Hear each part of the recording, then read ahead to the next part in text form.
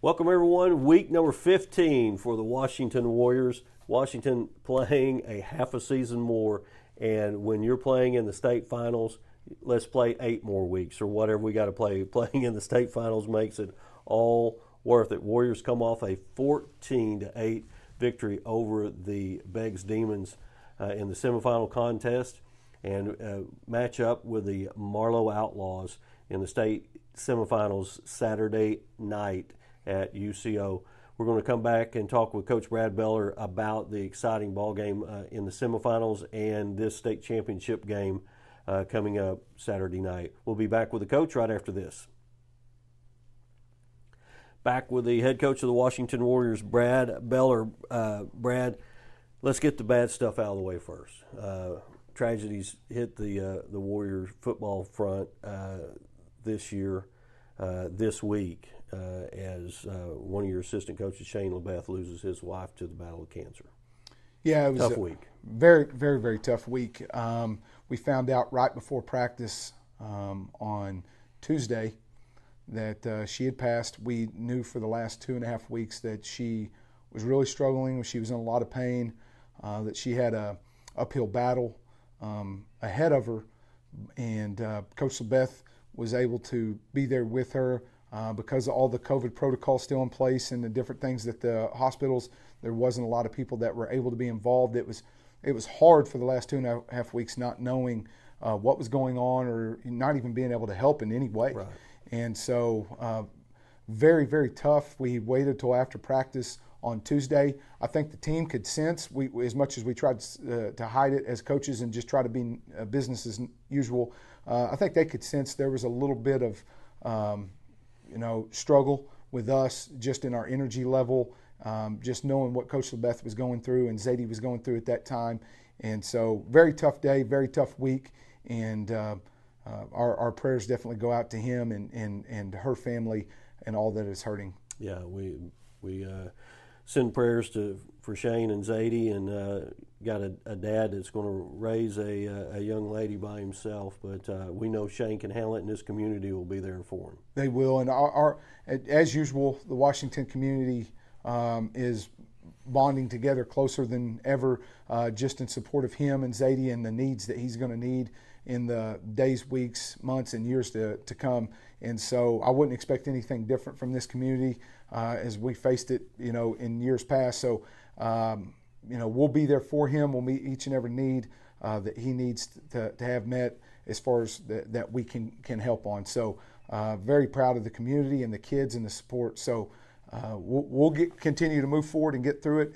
And as great as this football game is, there are other things to life, and this definitely brings things in perspective. Yeah. And then, Brad, things that touch me and you is this is the 10-year anniversary of the plane crash that we lose your dad and Scott Beller in the same week, a state final week. You actually, the night the plane crash happened, you were out watching a state championship game, because that year we made the playoffs, but we had to go play a Davis team in the first round of the playoffs. We got to watch a lot of playoff football that year, get knocked out in the first round. But when last year during the state championship week we have Coach Lampkin, and then this year we have Lauren, and then 10 years ago we had my dad and Scott, and the effect that it's had on me and my life and my family and your family and everyone that was touched by that accident. Yeah. It doesn't seem that long ago in some ways, but then it does in some. Yeah. And every day's different. Every day's different, but the vivid memories that I have of that night and the weeks right. After will be burned into my memory forever. And so you look back and you look and you appreciate where you're at in the state championship. And the holidays and everything that's coming up, there's so many people hurting and everything, but hopefully this glimmer of hope and light that we have in this football team and the way that they play can bring joy and happiness to all that watch. Yeah, we know that we've got two big supporters looking from up top, and maybe they give you some little help seeing it in the big picture, send you some good vibes during the game. You know they would if they can. They would, and they did a lot whenever they were here, and just the impact that they had on this football program and to so many for so many years. It's amazing to see, after their passing, of where this program has continued to climb and go to heights that we probably didn't think could happen, but they probably in their minds and the businessmen that they were knew that was going to get there. And the building that we're in right now, being in their honor, has been one of those tools that's helped us, and not just our football program, but all programs at the end. So, it's definitely an emotional week. It's a tough week, but their memory and their spirit and the spirit that they live their life for is well and alive. Yeah, it's been a tough week, a tough day today. We're recording this on Thursday, which is the day 10 years ago that the accident occurred. But like you said, good things to look forward to. Hello. You and I talked earlier on the phone, and I like your statement. You said good Lord's probably not in the state championships, but if he could throw a little something our way this week, it'd probably be appreciated, because it's been tough in Washington this week. Can you hear me, Stuart? With the passing of Shane's wife, Lauren, and the anniversary. So now let's talk about the good things. Great win last week against a Beggs ball club, Brad, that I would put up against any team in Class 2A, because they had some very talented players on their team. But I'll just say it, I think you guys outcoached them, because they had great athletes. I don't think they used their athletes well. We played the game I thought that we needed to play to win that ball game. 14-8. People think, oh my God, Warriors have averaged 50 points in every playoff game. You only score 14. Sometimes it doesn't matter, and sometimes you're not going to have those big ball games, and a lot of it has to do with who you're playing. That's right. And for all those that's worried and, oh my gosh, what happened? Hey, doesn't that give you confidence that we can win in many different ways? Right. How complete of a team we are. It's the quick, the people that are emotionally tied to the team, whether it's a kid, a family member, whatever it is. Every once in a while, your first glimpse is, I don't want this to screw up. What if this happens again? What's wrong with the offense? It was too close. I get that feeling. They're sitting in the stands. No, there's nothing. There's no grip on the steering wheel, and so I get that. But I think that if you sit back and you look and you realize that, yeah, the week before we won and we gave up 28 points. What's wrong with our defense? Well, we scored 52 against a good team. This week you only scored 14, but we only gave up 6 defensively to a really good team. Yep. So I think that proves how complete of a team we are, and should ease everyone's mind that there's nothing broke. It's just two really good football teams that are trying to beat one another. And it was a great game, great night, and to me that was a program win. You beat a team like that. With the talent that they've had, I don't know if we faced another team outside of maybe Beggs last year and Millwood in 17 that's any more talented than what we saw the other night. Oh, no doubt. And they were all across the line. Brad, linebackers, I've never seen the linebackers run like – we've got very talented linebackers, taking nothing away from our guys, but there were holes, and then they closed just like that. They did. They were so hard to move up front because they were so big. Even if we could block them, their backers were so active, it was hard to get a double team off of the double team in time if they read it correctly and get to them. And, so then what do you have to do? Well, you have to throw the ball. Well, we want to keep the clock running a little bit, so we went to option game.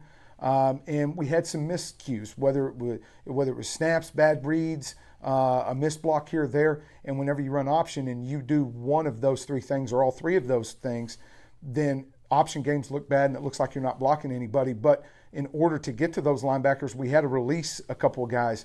And if you go back and you change one thing out of about 3 or 4 of those option plays, not only were they big plays and first down plays, they were potentially touchdown plays.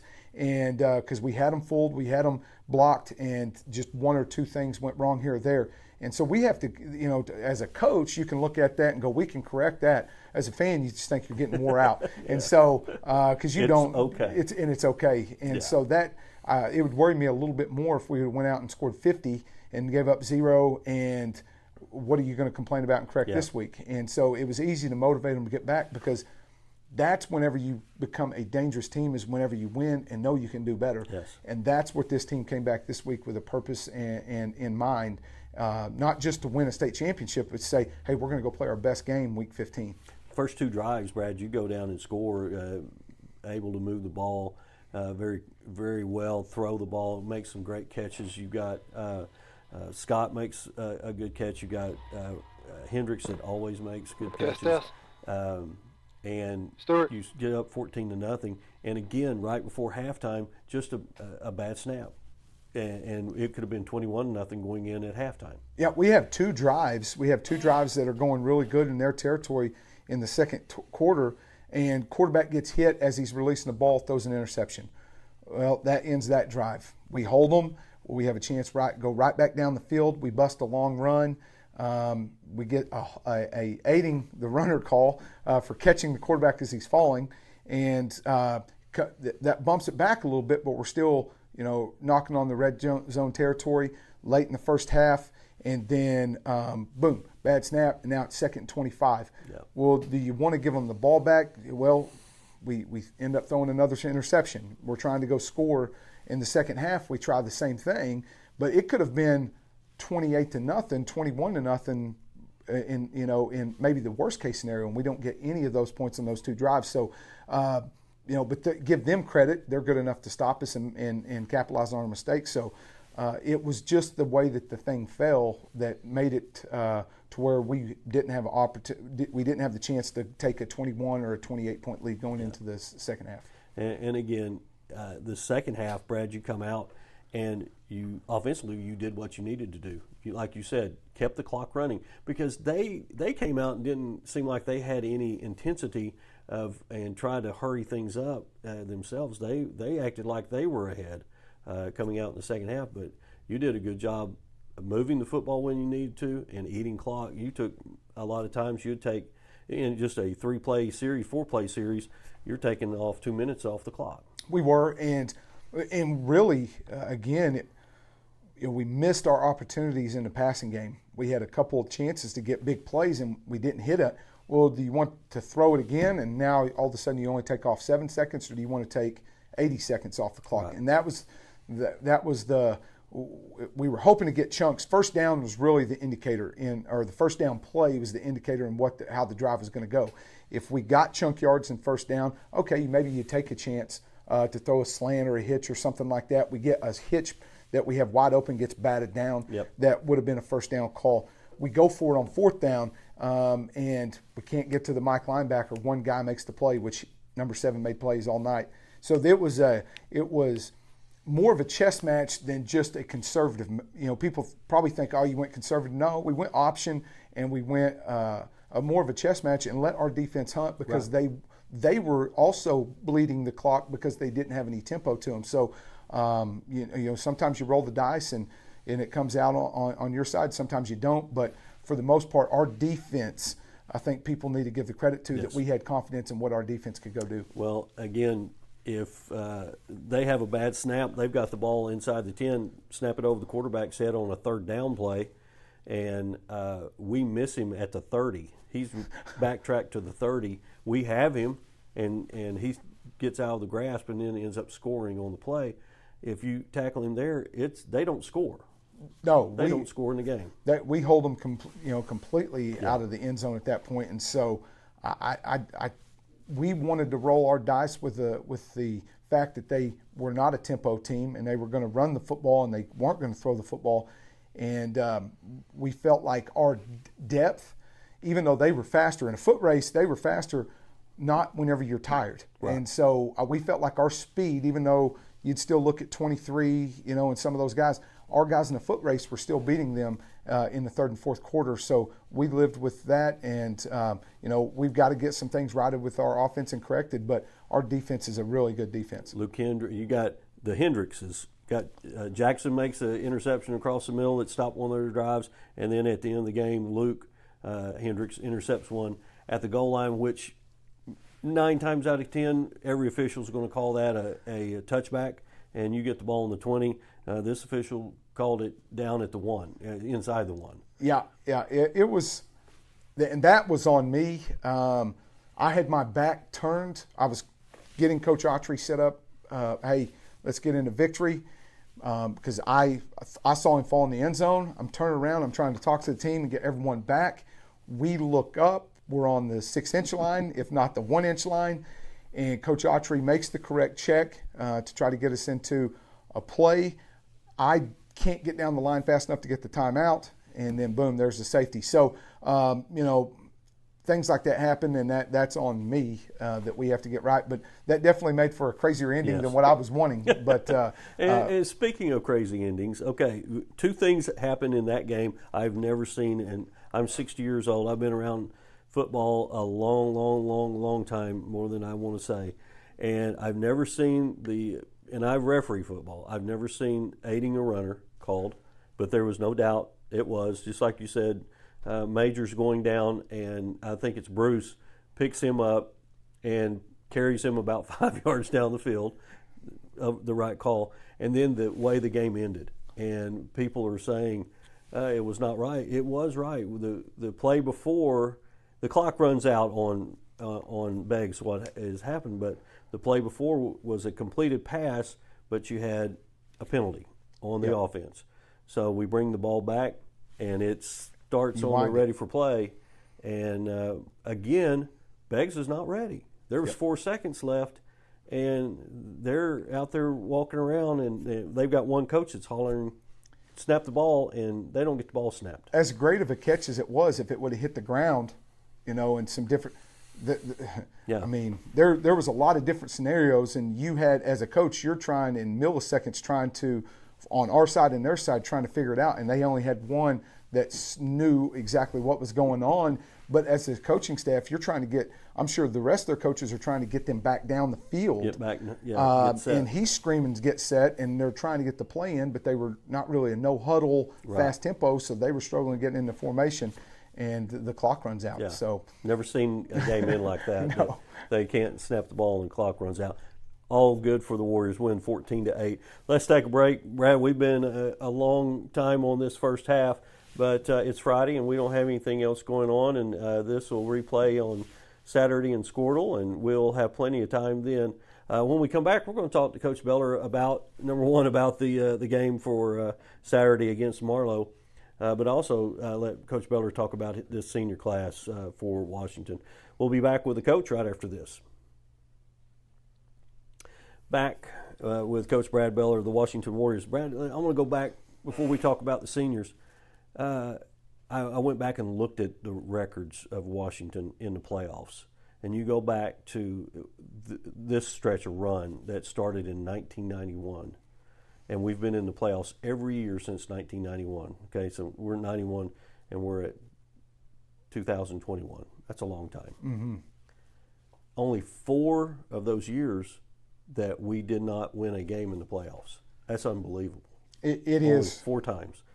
4 times. I mean, when you start looking at how long we've been playing football, 51 years now, 51 seasons, and you're in the top 25 all time in playoff wins, that's impressive. Yeah. I mean, that really is when you start looking at that stretch. And then in that 31 years, 16 of those times you've been to the quarterfinals. Yes. That's to me insane. And we are spoiled. And sometimes now 5 times in the state finals. Now 5 times in the state finals, 9 times in 31 years to the semifinals. So it's an impressive run. It's something we need to appreciate as a community, probably more than what we do. And when I say we, I'm including myself. We definitely need to at some point sit back and look. The problem is just haven't won that second state title. If there was a black cloud hanging over, it's that. Yep. This is the year. It's time for one. It's time for the Warriors to get to one. But again, impressive. You go back that in '91 with Don Schneeberger in that first. Steve Dodd in that first year, and then Don Schneeberger taking over in '92. First year we get beat in the first round. '92 we're in the semifinals. Yep. So it's been and then you think about it. What's really crazy, Brad? You got Steve Dodd, you got Don Schneeberger, you got Dennis McCrae, and you've got you. 4 coaches, only 4 coaches in that time period. Yeah, and one of those was only 1 year. Yeah, you don't see that hardly at all anymore. As far as that many coaches with that many wins under their belt and also able to stay. I mean, Schneeberger could have stayed longer if he wanted to, but that it is impressive whenever you look from 1991, not counting this year, through 2020. I think our program's won 306 games. That's an average of 10 wins a season. That's unbelievable. Yeah. I mean, and you're right. Steve Dodd left after, and Steve, if you talk to Don Schneeberger, Steve Dodd was the guy that turned this program around, and then Schneeberger took an opportunity to go to Lindsay, and could have stayed here. Dennis McCrae retired, decided he didn't want to coach anymore. He could have stayed, and now you've carried this on. It's crazy to think that basically 3 coaches have stayed here in the program, and it doesn't happen in most schools. No, it doesn't, and I'm proud to be, everything from a manager to a filmer to a player to a GA to now the head coach. Can't be more proud of it. I know people probably get tired of hearing us brag on it, but whenever you're as invested as what we've been over the years, it's a big deal to us, and I really enjoy being a part of this program. And it's crazy. It's been, this is my 12th season, and Coach McCrae was here 12 seasons. Right. So it's amazing that in 24 of those 31 years, it's been 2 guys. Yeah. And it was my head coach as well. So very, very enjoyable program to be a part of. He was at the ball game Friday night. I saw him and Coach Canfield. Love seeing those guys. Yep. Good segue into this senior class, Brad. You've got some, not a lot of seniors, but good senior leadership. Great senior leadership. It's the least talkative senior class I've ever had. They are very quiet. They just do it by their word. They lead by example, and they make sure that they hold each other, and they hold this team to a standard that has been set for a long time around here. And so that you couldn't ask for any better senior class. Love these guys with all my heart. Name them. Hey, that's good. We got Ethan Montanez. We got Rhett Vaughn, Lane Steele. We've got Lane Spalding, Dom Jackson, Kobe Scott, Luke Hendricks. We got Jamison Holland, Rope Scott, and Reese Stevens. And then we also, you can't forget our kicker, Sam Hegeman, that has stepped in and played a role this year. So a great group of young men with a great character to them. And we're going to miss them after Saturday in our program, but the legacy that they've left and the foundation that they were going to leave for this upcoming group is strong. Yeah. So people think every year you're not going to be back, and the Warriors we don't rebuild, we just reload, and you've got a great nucleus coming back into next year. Segueing into Marlow now. Marlow, big bunch of seniors. They're going to 3A next year. They've got to throw everything at you this Saturday night because this is their chance. And they were close last year, and Coach Weber does an unbelievable job. They won 2 state finals, I think, back in the 50s and 60s, and then have been close 3 other times. He was a part of one of those teams, I think, around 06 or somewhere in there, 04, 05, 06, and whenever he was at Marlow. And Coach Weber does a great job, and he comes from a family of coaches, and utmost respect for Marlow and what their program is about and how hard they work. And they are disciplined, fundamental, hardworking team, and I can't say enough good things about them because they do things the right way. They're not a flashy team. They're very solid. They're not a team that is going to wow you, but again, go back and they depend on their quarterback. You've played Jones that did that. You played Rejoice that did that. And last week with Beggs, they depended on the running back. Marlow has that quarterback who does it all. Yeah, he kicks it. He can kick it in the end zone every time. He can kick a 50-yard field goal. He can punt. He's their all-around guy, isn't he? He is, and he is. We had a chance to play him when he was a sophomore down there in the 19, the last time that we played him. And you knew at that point he had a chance to be really special, and he's turned into that. Look at him, and it's amazing. He can throw the ball. He can run the ball. He tackles well. He covers the pass well. He punts it. He kicks it. I mean, there's not one thing on the field that he doesn't do well. Right. And he's got a lot of really good teammates around him. But goodness, I mean, he just does things right, and he's an extension of the coaching staff on the field. And enjoy watching him play. Don't enjoy preparing for him, but he is a really good football player. Yeah, they do things right, and I, again, being an official, my football crew had their game against Frederick this year. They were pointing to this game back then. This was in week 5 or 6, and they were hoping for this matchup because, number one, and I think I said it last week, it wouldn't be a private school, and it was going to be Washington because there's some history between these two schools. No love lost between these two schools. A lot of it hinges from basketball. But, again, in football, it started out where the road team won when we played. Yeah. When we first started playing. Yep. It is both of our wins in the 6-year series was on their field.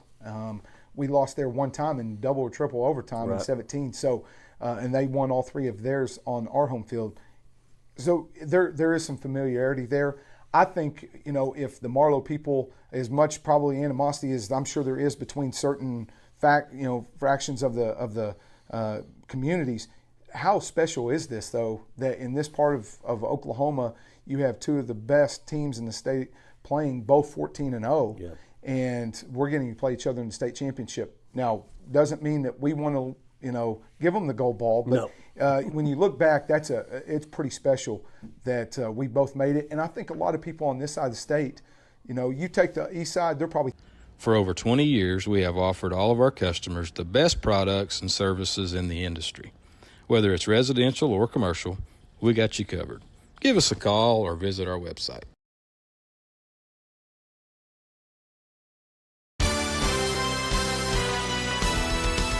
B&H Construction is a proud Warrior partner. They are the leading directional drilling contractor with major operational hubs all over Oklahoma and in Texas. Their involvement in and support of our community goes far beyond utility construction. They're also a good neighbor and friend. When experience and safety count, your best source for directional drilling is B&H Construction. Go Warriors! Darren Beller and Jason Hendricks, owners of Air Product Supply in Goldsby, are proud to sponsor the Washington Warriors on Squirtle for the 2021 season. APS is the regional distributor of Climate Master geothermal heat and air equipment and Lux Air and Oxbox as well. If you are looking for a local heat and air service company, call us at 405-288-0233 and we can put you in contact with the local professional heat and air company. All the employees of APS want to wish Coach Brad Beller and the rest of the Warriors and coaching staff the best of luck this football season. Go Warriors! It's no secret Pioneer Cellular cares about the students of our communities because we're in your communities with more retail locations than any other carrier in Western Oklahoma. It's no secret that we provide opportunities for students to learn remotely with distance learning plans and MiFi devices. We also help these schools live stream their games so family members across the country don't miss the action. We sponsor schools and colleges because your children deserve the best. Pioneer Cellular. It's no secret.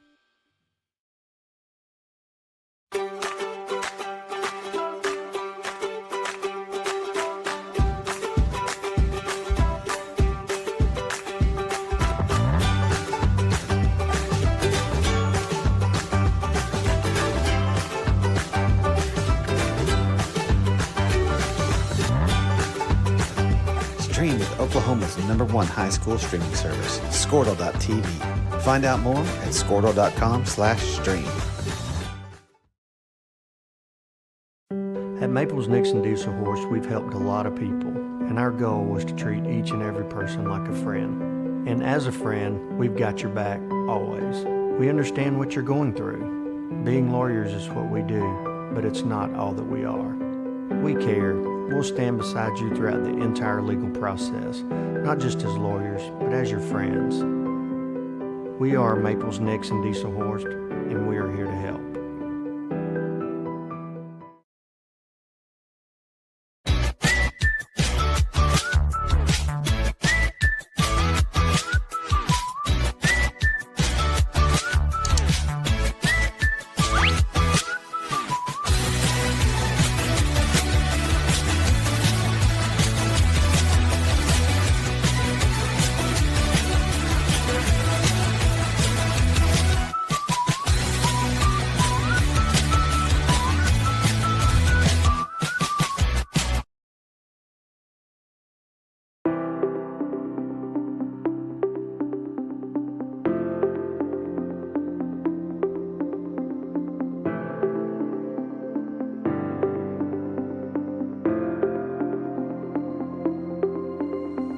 time for your school or business to purchase a new phone system? Give the experts at Versatile Networks a call. In most cases, we can provide a phone system with brand new phones for less than your current monthly bill. Call us for a free quote today. Allegiant Marketing Group produces inbound lead generation for our clients through integrated traditional and digital campaigns. We continuously develop new strategies, tactics, and productive efficiencies so you can reach your target market and get a measurable return on investment. This fast-paced world demands for your products and services to be presented at the moment your buyers need them. Targeted and innovative marketing creates your success. Call AMG today, your marketing partner. Dr. Matt Dieselhorst at Dieselhorst Sports and Orthopedics can help you get game day ready. Dr. Dieselhorst works with athletes of all ages, taking a coordinated approach to accelerate return to play and maximize athletic performance. His work with pros in sports training, injury prevention, bracing, functional rehabilitation, and imaging works seamlessly with his medical and surgical expertise. Get started by going to Dieselhorst Sports and Orthopedics. Let Dr. Matt Dieselhorst get you back on. Support your school's booster club and get your business in front of thousands of potential customers. Talk about a win-win. Advertising packages start on this streaming station for less than $10 a game. Call 405-726-0835 or email adam@squirtle.com right now for more information. Hey, Warrior fans, this is Brian Arthur. My wife, Jennifer, and I are proud. Welcome, Warrior fans, to Chad Richardson Stadium on the beautiful campus of UCO in Edmond, Oklahoma. Kyle, I'm a little excited. It's the finals, baby. This is a game we've been looking forward to all season, buddy. Championship ball game night. Beautiful night for football. And the Warriors and the Outlaws, both undefeated, ranked 1 and number 2 in the state, finally get their chance at each other to settle it on the field as the Warriors take the gridiron out of the tunnel. I don't know, Kyle. I'm going to be standing up the entire game. Yeah. Fans are packed on both sides of the stadium. If you were wanting to rob a town, Washington, Marlow, you probably get whatever you want there. There is nobody in those towns. Packed house. We knew both teams were going to travel well. Marlow's been talking a little smack all week, saying they were going to outpack the stands compared to Washington. But, man, what a game. Compare this to last year. It's not half the people that was here last year, TJ. Yeah, the Warriors coming in undefeated, beating Beggs last week 14-8 in a slobber knocker of a game. Warriors defense came up big, stopping C.J. Brown and Red Martell, holding them on a second down play with the clock running out, an exciting finish. Thought the game was over after Luke Hendricks sealed the deal with the interception. Me and you both called the game. And Coach Beller, talking with him this week, he thought that Hendricks had caught it in the end zone. It was a touchback, and they'd already had the play called in. Unfortunately, we called the game at that point, and the safety happened. But the Warriors were able to hold Beggs from scoring on their last possession. Warriors lost the toss, and Marlow will kick. Number 10, Jace Gilbert. You're gonna hear that name a lot tonight. That's the guy. That's their do-it-all guy. Quarterback, kicker, punter. He does it all, man. Very talented special teams player for the Outlaws, as well as just an overall athlete. We'll be playing college football. I'm not sure where he's going next year, but I know he's got offers to play at the next level. Offers as a kicker. Yeah, as a kicker. One of the best kickers in the nation. He's set to kick off. Back to return. Braden Arthur. Don't know if he's going to get much of a return there, and it doesn't. It bounces clear out of the back of the end zone. And the Warriors will start their first possession at the 20-yard line.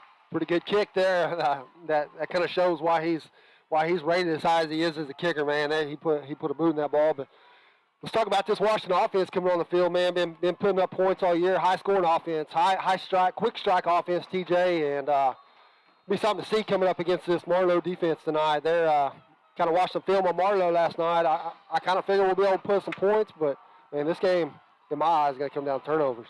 Cantrell sends Lane Steele in motion.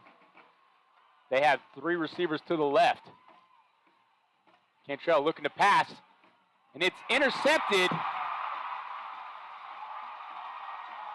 Number 5 for Marlow, Case Rich, just sat down in his corner spot Looked like Cantrell and the receiver were miscommunicating there. Yeah, I was about to say, miscommunication. He had the receiver open on a seam route up the sideline, and the receiver kept running. Major thought he might have stopped, was going to stop, and that is not how you want to start the game. The Outlaws will have the ball at the Warrior 33-yard line, going from right to left. That's going to be the key. We talked about this earlier this week, Kyle. Which team makes the fewest mistakes? Because these two teams are pretty much evenly matched. Gilbert takes the snap and hands it off to Junior Merriquin. He spins off a couple of defenders. Julian Merriquin, 7-yard gain brings it 2nd down and 3 for the Outlaws. That's kind of what I saw last night with this Marlow offense. If they can get off the ball and push some guys around, they're going to be able to pick up some yards tonight, TJ. Got a pretty good running back, 20 back there, and the quarterback can run a little bit too. So we'll see if Washington can get off the ball and try to get a stop. I talked to Bob and Stewart on the way. This is going to be a game of stops. They take the snap. They pitch it out to Bergner to the left side of the field. And he's pushed out of bounds by Reese Stevens and Rhett Vaughn. Chase Gilbert with the pass to Will Bergner. We've heard that name in the past at Marlow. He had an older brother named Wyatt that was a pretty good athlete, all-around athlete, baseball, football, and basketball for the Outlaws. Very familiar, both these teams with each other. Play them in conference in a lot of the sports. A lot of history in other sports. Play them in baseball, play them in football in the past. It's a 3rd and short here as Chase Gilbert takes the direct snap and is able to get, looks like a first down. And that's what the officials call. 11-11 in the first quarter. Outlaws aided by a turnover on the first play of the game by the Warriors. Warriors defense had a great outing last week against Beggs. They're going to have to stiffen up here and try to hold this team to a field goal. They got the kicker that can make one from this distance. Gilbert takes the snap, keeps it, and he is met at the line of scrimmage by a host of Warriors. Hayden Milner and number 50, Nathan Spalding. 53, Caleb Bruce in the mix as well. Warriors going with a 4-man front tonight. Warriors did a good job. We're going to have to wrap up tonight, TJ. Bruce did a good job of getting past that first level, blowing up the backfield, making the quarterback pull that ball, and then everybody else kind of closed in and brought him down. So wrapping up is going to be a key tonight. Kobe Scott in coverage on Avery Payne, their 6'5 receiver. They throw it to Bergner, though, on the left side. He's got a screen set up. And he runs over a couple Warrior defenders, but there is a penalty on the play in the area of holding. That's going to be a big play for the Warrior defense if that's what the call is.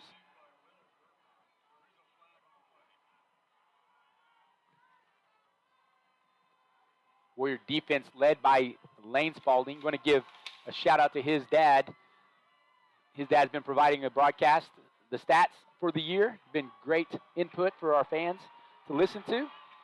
It is holding on the play, a chop block by the Outlaws. That'll be a 15-yard penalty and a replay of 2nd down as the officials place the ball at the 37-yard line of Washington. I was kind of curious what call was going to come out there. That flag came in very quick. Usually a hold takes a little bit to develop, and that was almost as soon as the ball snapped, they let that go. So chop block was called, put Marlow behind the sticks, and we'll have a 2nd down and about 20 right here. Outlaws have twin receivers to the left. Merriquin lined up to the right of Gilbert in the shotgun formation. He fakes the handoff. Being chased by Milner, and Milner gets him in the backfield. A huge sack by the junior defensive end.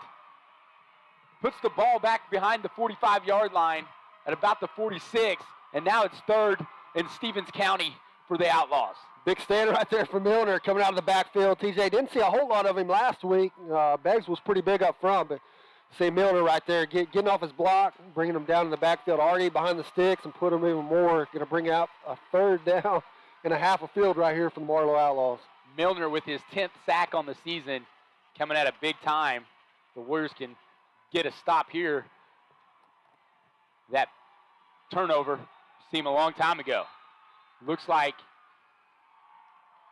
the Outlaws are going to take a timeout. We'll take one with them. You're listening to Warrior Football on WashingtonWarriors.tv. Sponsors of the Washington Warriors, and would like to wish all the Warriors and their coaches the best of luck this season. When you need a locally owned company that you can trust, look no further. For over 20 years, we have offered all of our customers the best products and services in the industry. Whether it's residential or commercial, we got you covered. Give us a call or visit our website.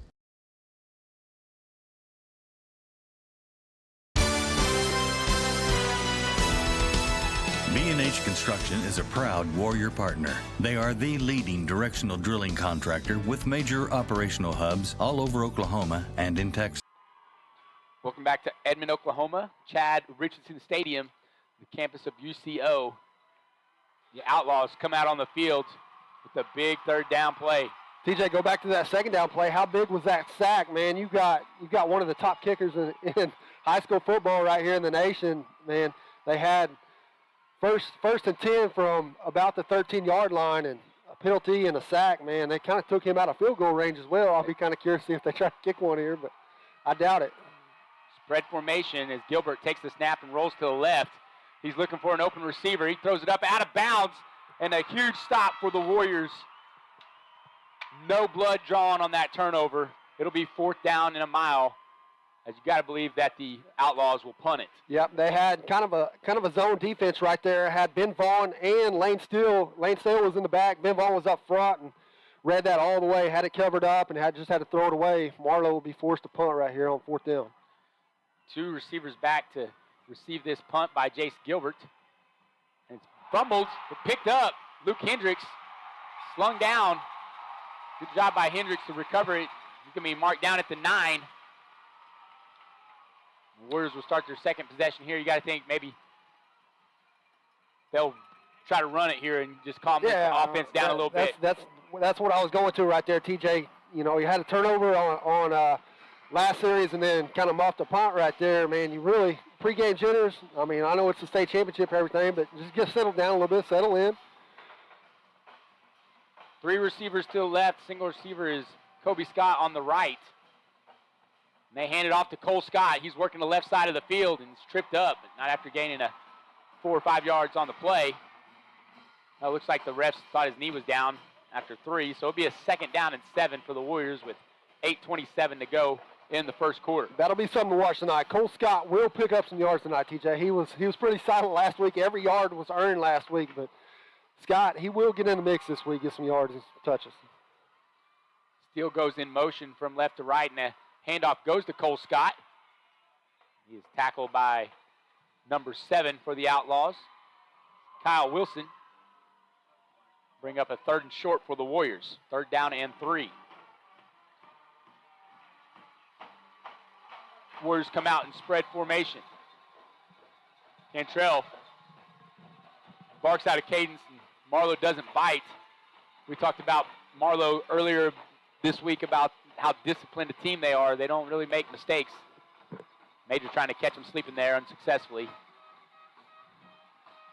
Cantrell takes the snap, hands it off to Cole Scott. He's got room to run on the right side to the 25. Oh no, they call flag on the play.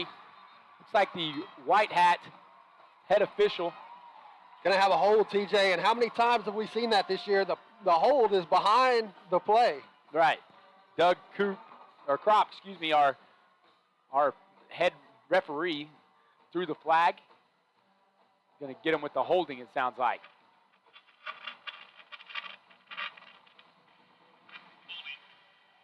And that's what it is. It'll be half the distance to the goal. Warriors be 3rd and 9 now with the ball at the 10. At the 9-yard line. Got to get to the 18. Ball is on the right hash. They have 2 receivers to each side. Cole Scott's lined up behind Cantrell. Cantrell takes the snap, rolls left, looks over the middle, and it is thrown into double coverage. Pass interference, though. There is a penalty on the play. Hendricks might have got hit early. Number 1, Avery Payne in coverage. That's another one there, TJ, though. Major kind of threw that ball up into double coverage. Really got lucky there. That got bailed out on the pass interference, man. They trying to force that ball going to have to settle in a little bit, relax, and make some throws. No wind tonight after what seemed to be nonstop wind the last 2 days in Oklahoma, so that's going to help quarterbacks for both teams. 15-yard penalty will give the Warriors a fresh set of downs, which is huge. The ball is placed on the 24-yard line. 3 receivers to the left. Single receiver is Kobe Scott on the right. Handoff goes to Cole Scott up the middle, and good job running past the 30, right at the 31-yard line. Good start there on first down, TJ. Washington really trying to spread the field, get everybody out of the box, and open up that run game for Cole Scott. Good run right there, good play call. Was able to pick up about 5 right there on first down. 2nd and a short 5 with 6:57 to go in the first quarter.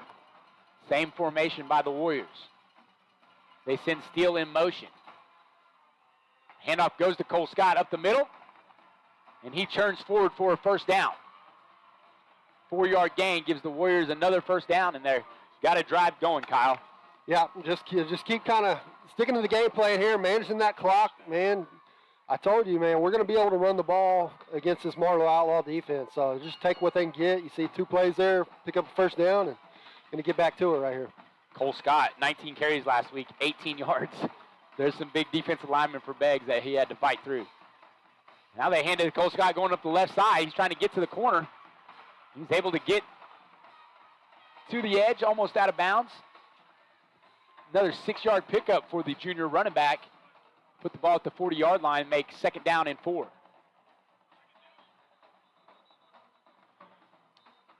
TJ, it's 39 degrees outside. You were just talking about it, man. Actually turned out to be a pretty nice day. I was a little worried, like you said, after yesterday, but, man, I went out and hit some golf balls this morning. Ended up playing golf today. Went out and hit some balls. Must be nice. I was a little bit busy today. You had, man, you guys got a good win. We'll talk about that here in a little bit. Spread formation by the Warriors. Cole Scott to the right of Cantrell in the shotgun formation. Cantrell going to keep it. He gets close back to the line of scrimmage. Number 72, the big defensive lineman for the Outlaws, Cody Huber, sniffed that play out. It was a design quarterback draw. Now we have 3rd and 6. Check that, 3rd and 5. Spread formation again. Outlaws with a 4-man defensive front. Playing a little bit of nickel, it looks like, Kyle. They're sending pressure off the edge. Cantrell hits Cage Morris up the middle. And he's got a gain that's good enough for a Warrior first down. Great play call right there. I almost wonder if that was a little adjustment there right before the snap. TJ, they saw something. Marlow was stacking the box a little bit, and Major almost looked like Major made a little play call right there right before the snap. Saw something hit Cage Morris over the middle. 3 receivers to the right. Luke Hendricks to the left. They send Steele in motion, then bring him back. They hand it off to Cole Scott. And he's able to gain a couple yards running to the left side of the field. Bring up 2nd and 8. No, I agree, Kyle. I think they saw that edge rusher coming, and that left the middle of the field open. Cage Morris ran a little bit of a skinny post and was able to pick up a big gain on that pass play. 4:30 left to go in the quarter. Warriors taking their time getting the call in. 2nd down and 8.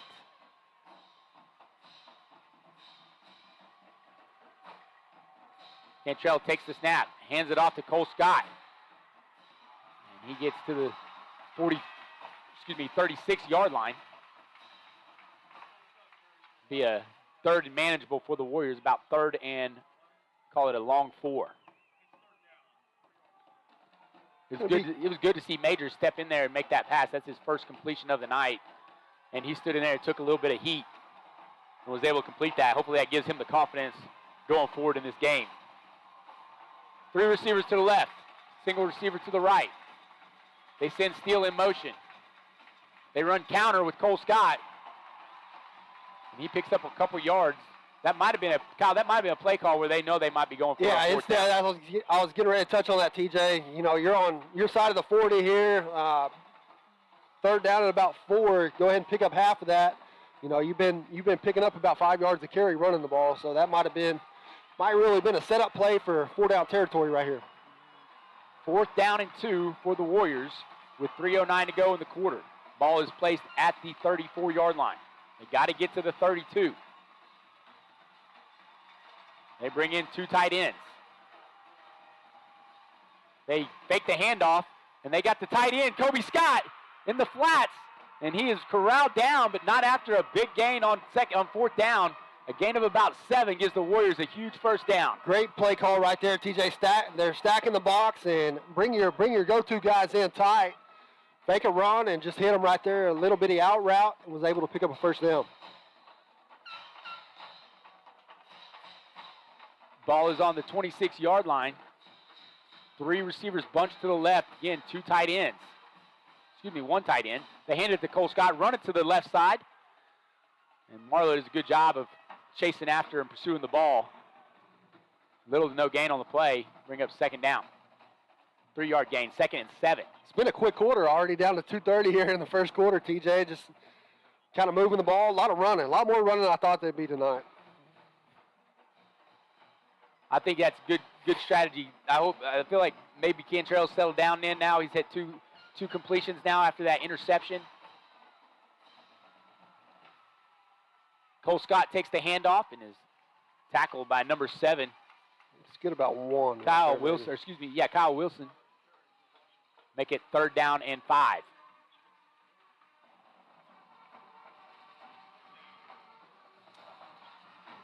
Fans out there, we apologize. Tried to have Stewart on tonight. We'll see if we can get him on at halftime. We're going to work on need to update our technology here. We're working on the same sideline headset that we've used for the last 10, 15 years. So.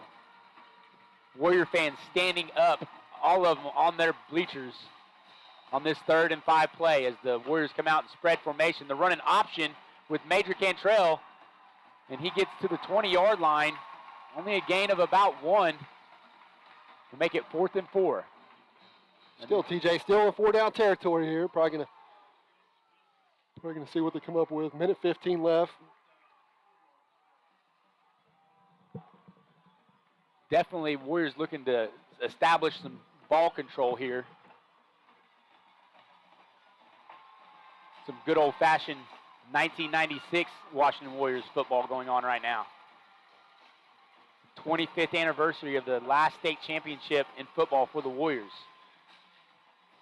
TJ, this is looks like Washington's going to take a timeout here. I was getting ready to say, you've got a pretty good matchup there on top of your screen. Leading receiver on the year, Luke Hendricks, and number 1, Avery Payne. Yeah. Avery Payne's a pretty big guy coming in at 6'5", 185 pounds, so that'll be a matchup to watch tonight. They play on the same, well, they're not on the same AAU team in basketball, but they're in the same AAU program, and obviously we see them in basketball all the time. Well, there's timeout on the field. We'll take one with them. You're listening to Warrior Football on WashingtonWarriors.tv. Their involvement in and support of our community goes far beyond utility construction. They're also a good neighbor and friend. When experience and safety count, your best source for directional drilling is B&H Construction. Go Warriors! Darren Beller and Jason Hendricks, owners of Air Product Supply in Goldsview, are proud to sponsor the Washington Warriors on Squirtle for the 2021 season. APS is the regional distributor of Climate Master geothermal heat and air equipment and Lux Air and Knoxbox as well. If you are looking for a local heat and air service company, call us at 405-288-0233 and we can put you in contact with the local professional heat and air company. 4th down and 4 for the Washington Warriors. Ball is on the 20-yard line of Marlow. Let's see what Coach Autry and Coach Beller have drawn up. Watch out for 21, Lane Steele right here. Cantrell looks right, then looks left to Luke Hendricks, and it's picked off by Avery Payne. He's at the 30, and Cantrell tackles him at the 35-yard line. That ball kind of sailed on Cantrell. He had Hendricks open, and it went to the right into the hands of Avery Payne. The 2nd interception for Cantrell on the evening. Another turnover for Marlow. We talked about that, TJ. That's going to be one of the key factors in this game tonight is turnovers. So Washington had a pretty good drive going there, and Marlow getting a TO on 4th down. Marlow takes over at the 35-yard line with 35 seconds left to go in the quarter.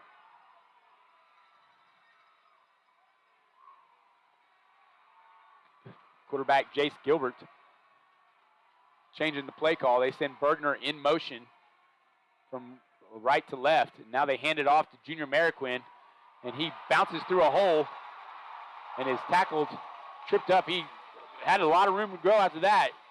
Tripped himself up right there. Kind of cost himself a touchdown, man. If he would have kept his feet right there, TJ, you better believe he was probably going to be in the end zone. 11-yard gain makes it first down and 10 for the Outlaws at the 47-yard line. 15 seconds left to go in the quarter. See if the Marlow Outlaws choose to run another play. Gilbert's giving the play call to his line. 5 seconds. They get the snap off. They throw it to Bergner in the flats. He drops it. Refs didn't blow it. Now they do. And it looks like it's incomplete, and that is the quarter. Well, Kyle, 1 quarter, no points, a couple turnovers, and a good defensive stop for the Warriors. Tie ball game, like we would think. A tough game here for both teams. 0-0 after 1. You're listening to Warrior Football on WashingtonWarriors.tv. The employees of APS want to wish Coach Brad Beller and the rest of the Warriors and coaching staff the best of luck this football season. Go Warriors! It's no secret Pioneer Cellular cares about the students of our communities because we're in your communities with more retail locations than any other carrier in Western Oklahoma. It's no secret that we provide opportunities for students to learn remotely with distance learning plans and MiFi devices. We also help these schools live stream their games so family members across the country don't miss the action. We sponsor schools and colleges because your children deserve the best. Pioneer Cellular. It's no secret.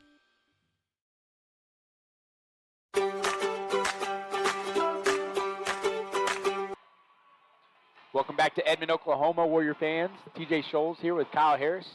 Hopefully we can get Stuart McPherson on the sidelines at some point tonight. Having some mic issues with him. Marlow, 2nd down and 10 from their own 48-yard line. Got our camera guys, Jesse Carey and Rhett Castle. I want to give a shout out to Evan Madden. Hopefully he's doing fine at home. A lot of sickness going around town of Washington. A lot with the football guys, too. Hopefully we're able to recover for game time tonight. Marlow comes out with 2 tight ends and 2 receivers. Flank to the left, tight ends bookending the line of scrimmage. Julian Mariquin lined up behind Jace Gilbert in the pistol formation as they send Bergner in motion, then run him back to the left and hand it off to Julian up the middle, and he is stoned up right at the line of scrimmage. 54, Nathan Rainey, and 53, Caleb Bruce.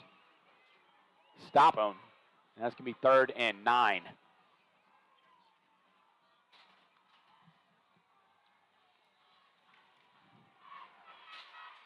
Same formation, Avery Payne and Will Bergner. The receivers to the left of the field as the Outlaws go from left to right. Haven't heard Josiah Johnson's name, number 3, a pretty talented tight end tonight. They're looking to pass. They only have 2 receivers in the route, and the pass is completed to Bergner right at the sticks, and it looks like he has a gain of about 10 on the play.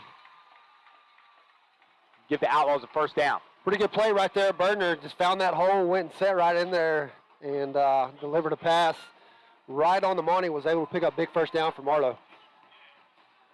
Outlaws flipped the formation and put Bergner and Payne on the right side.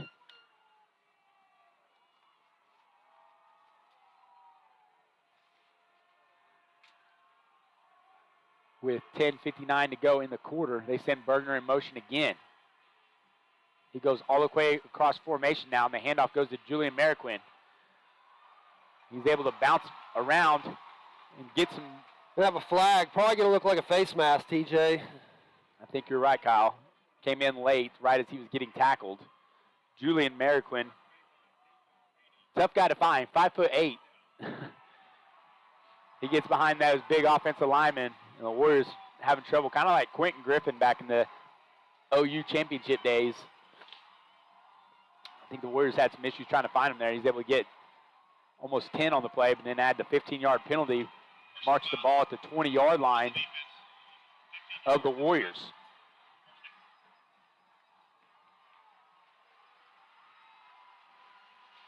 Two tight end set for the Outlaws with Marroquin in the backfield. Payne and Bergner piggybacked on the left side of the field. Bergner goes in motion again. Comes back to his original spot. Handoff goes to Marroquin, and the Outlaws have found something working with that play, Kyle. Yeah, just find a little groove right there, right up the middle. He's a hard runner, good solid runner.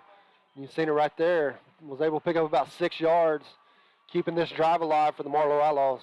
2nd down and 3 for Marlow. The ball at the 13-yard line. Warriors have to get a stop here.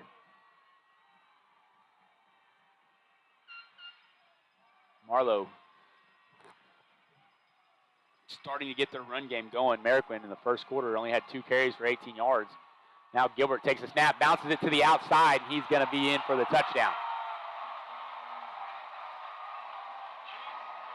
Zone read by the Outlaws puts them on the board first.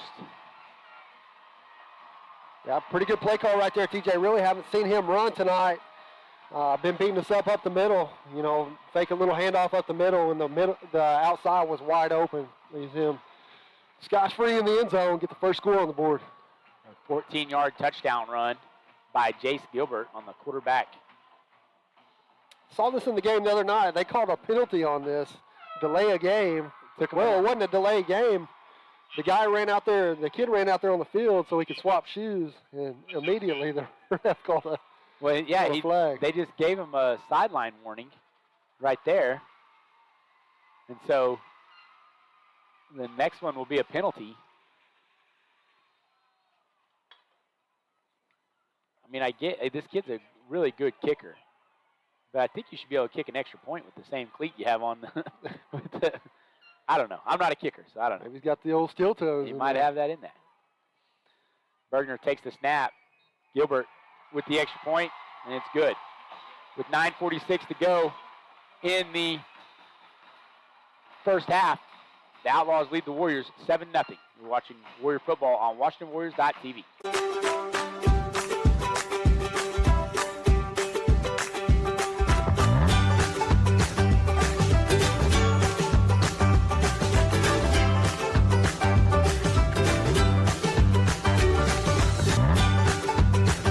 Stream with Oklahoma's #1 high school streaming service, Squirtle.tv. Find out more at Squirtle.com/stream. At Maples Nixon Diesel Horse, we've helped a lot of people, and our goal was to treat each and every person like a friend. And as a friend, we've got your back always. We understand what you're going through. Being lawyers is what we do, but it's not all that we are.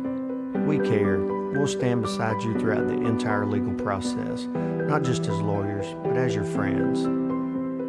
We are Maples Nixon Diesel Horse, and we are here to help. Welcome back to Chad Richardson Stadium. Outlaws are on the board first after a 14-yard touchdown run by quarterback Jace Gilbert. Gilbert set to kick off. Braden Arthur and Ben Vaughn on their 5-yard lines.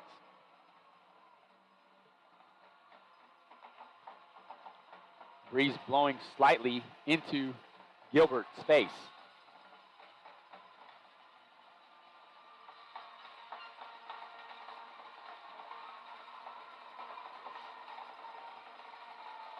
Gilbert with the kick, end over end, gets caught by Ben Vaughn at the 2.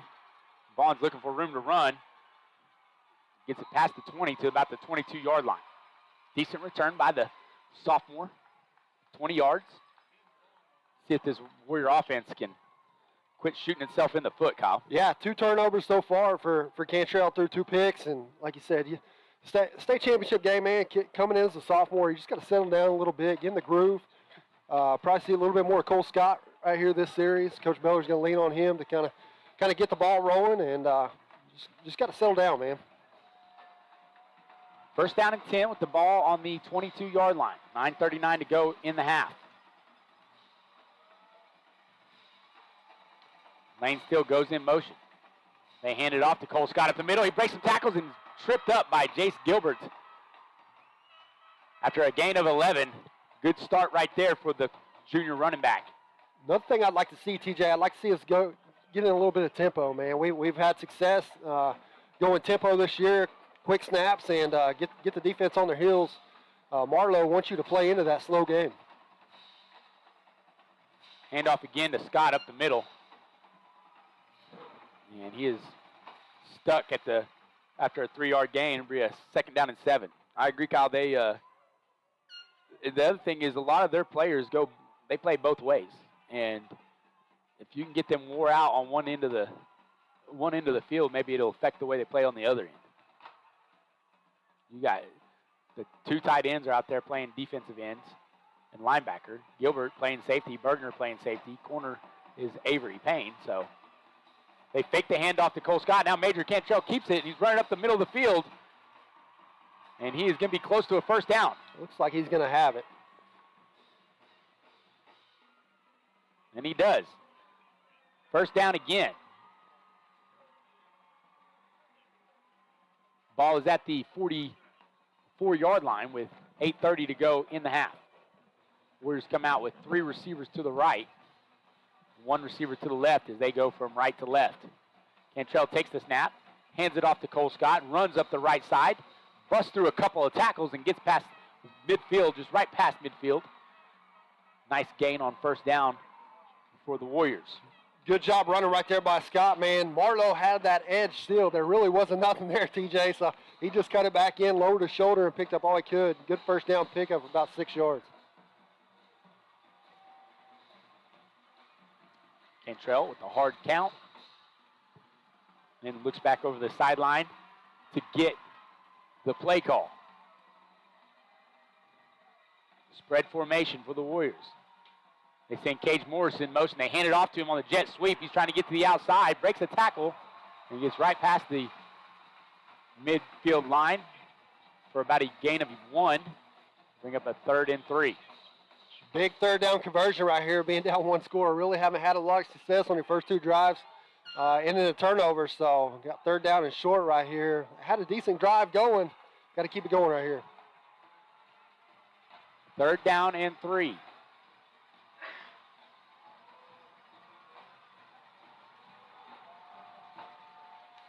Warriors with 2 receivers to the left, 1 receiver to the right, a little pressure. and tight end. They fake the jet sweep, and they hit tight end Kobe Scott. He's got 7 or 8 yards on the play, tackled down to about the 36-yard line, a 13-yard gain. Check that. And good use of the tight end from the Warrior offense gives the Warriors a 1st down on a big 3rd down play.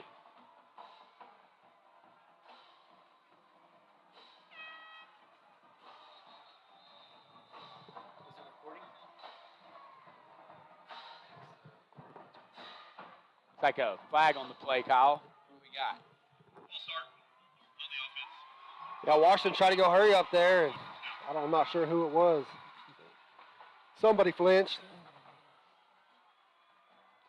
Warriors not playing the cleanest of games. They've had the ball on the move the last 2 possessions. They need to find a way to get this one in the end zone. 1st down and 15 from the 41-yard line. 2 receivers to the left, receiver to the right. Handoff goes to Cole Scott up the middle. Tries to bust through some contact. Gains 3 on the play. Bring up 2nd down and 12. Yeah, just a little run design there, being behind the sticks, trying to get back to where you started.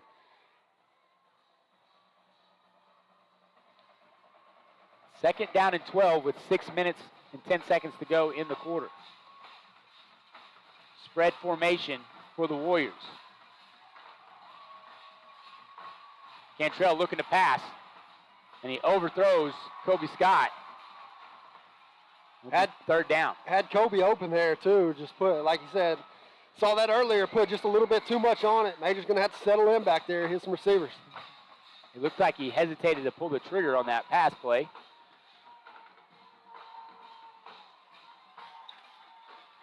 Third down. Again, if they can just go try to get half of this, Kyle. 3rd and 12 with the ball at the 38-yard line.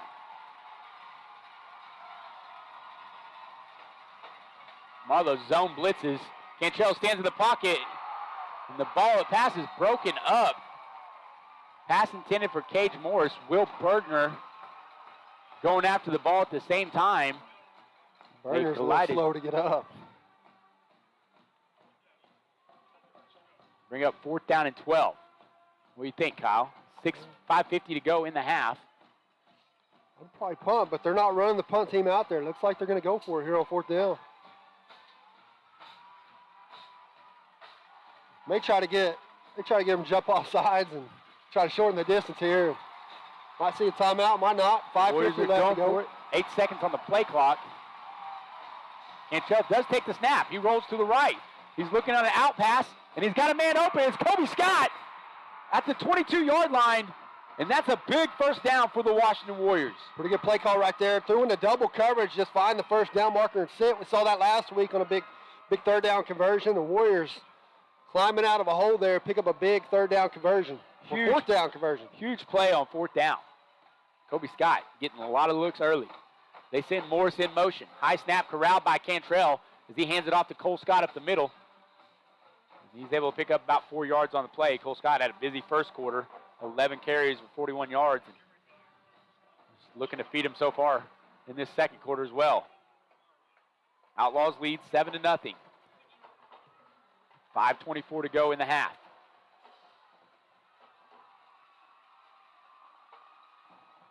Cantrell looks back to the sideline to get the play call. You got to think the Warriors get a touchdown, get some momentum back on their side. It can get going that other direction. The handoff goes to Cole Scott. He's got a hole, and he's drugged down at the last second by number 5, Case Rich, at the 11-yard line. Almost was able to get through that tackle. Yeah, good job by Rich bringing him down. He got to that second level. He was about to break it, and Rich ended up coming up with a pretty big stop there. Right, not enough before the Warriors pick up a first down. Ball's on the 11-yard line. Cole Scott starting to get lathered up at that running back position. Lane still goes in motion from left to right. 3 receivers now on the right side. Luke Hendrick is the lone receiver on the left. Handoff goes to Cole Scott. He's looking for a hole. Cuts back to the left. He's in the middle. He's met by number 3, Brance Bateman, and the pile is being pushed as a rugby match broke out. Finally gets thrown down to the ground after a gain of about 4. Ended up giving a pretty good spot there. He hit that first guy, got bounced back a little bit. He only had about 2-yard gain, but the refs decided otherwise. They'll give him 4 yards, bring up 2nd down and 6 right here for the Washington Warriors. 4 minutes to go in the half. Warriors taking their time, making sure they get the right play call down in this ever-important possession in the red zone. Spread formation. They send Cage Morris in motion. Handoff to Cole Scott up the middle. From the 5 to 4, down to the 3. He's going to be close to another first down. They spot the ball at the 2. He's got to get to the 1 for a first down. It'll be 3rd and 1 from the 2.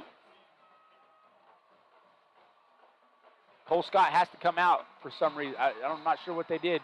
Oh, they got Cade Norman in. The Wildcat formation. The Wildcat. Didn't see this last week. Come on, Cade. Scored a lot of touchdowns early in the playoffs off this formation. They send Hendricks in motion. They might run him on the jet sweep. They do run him on the jets. No, he fakes the handoff. And Cole Scott's getting pushed forward. Push, he's in. Be close. He's got the first down at least. Right on about the half-yard line. Good push right there. Good second effort by the lineman, pushing him forward. Was able to get him past the first down marker and bring up a first down and goal for the Washington Warriors from about the half-yard line. They keep Cade Norman in. He faked me out, Kyle, on that handoff. I thought Luke Hendricks had the ball. You got to think that's something they're setting up for later on. The snap was dangerously close, though, to hitting Hendricks. Hayden Milner looking to lead block for Cade Norman. The pile's being pushed. Let's see what the officials call. They are walking right down the line. I don't know how you can tell me the nose of the ball didn't cross the goal line on that. I'm almost like you, man. This almost turned into a rugby match, man. We've had 3 or 4 downs there where they've let the play go on. Piles, whole team on both sides, just in the pile, pushing, trying to push them back, pull them, do whatever they can. 2nd and goal from the 6-inch yard line. Again, Cade Norman looking to run, and he's in! Touchdown, Warriors! Cade Norman from the Wildcat spot puts the Warriors on the board with the touchdown. No secret there. You know what's coming. We've seen that Wildcat numerous amount of times. Cade Norman's racked up them touchdowns here in the playoffs from that Wildcat formation. He had 3 or 4 in one game, and then we really didn't see it last game, but right there, coming in big, putting the Warriors, trying to knock this game up. Hageman in for the extra point attempt. It's up, and it's good. With 1:59 to go in the half, the Warriors tie it up, 7-7. You're watching Warrior football on WashingtonWarriors.tv.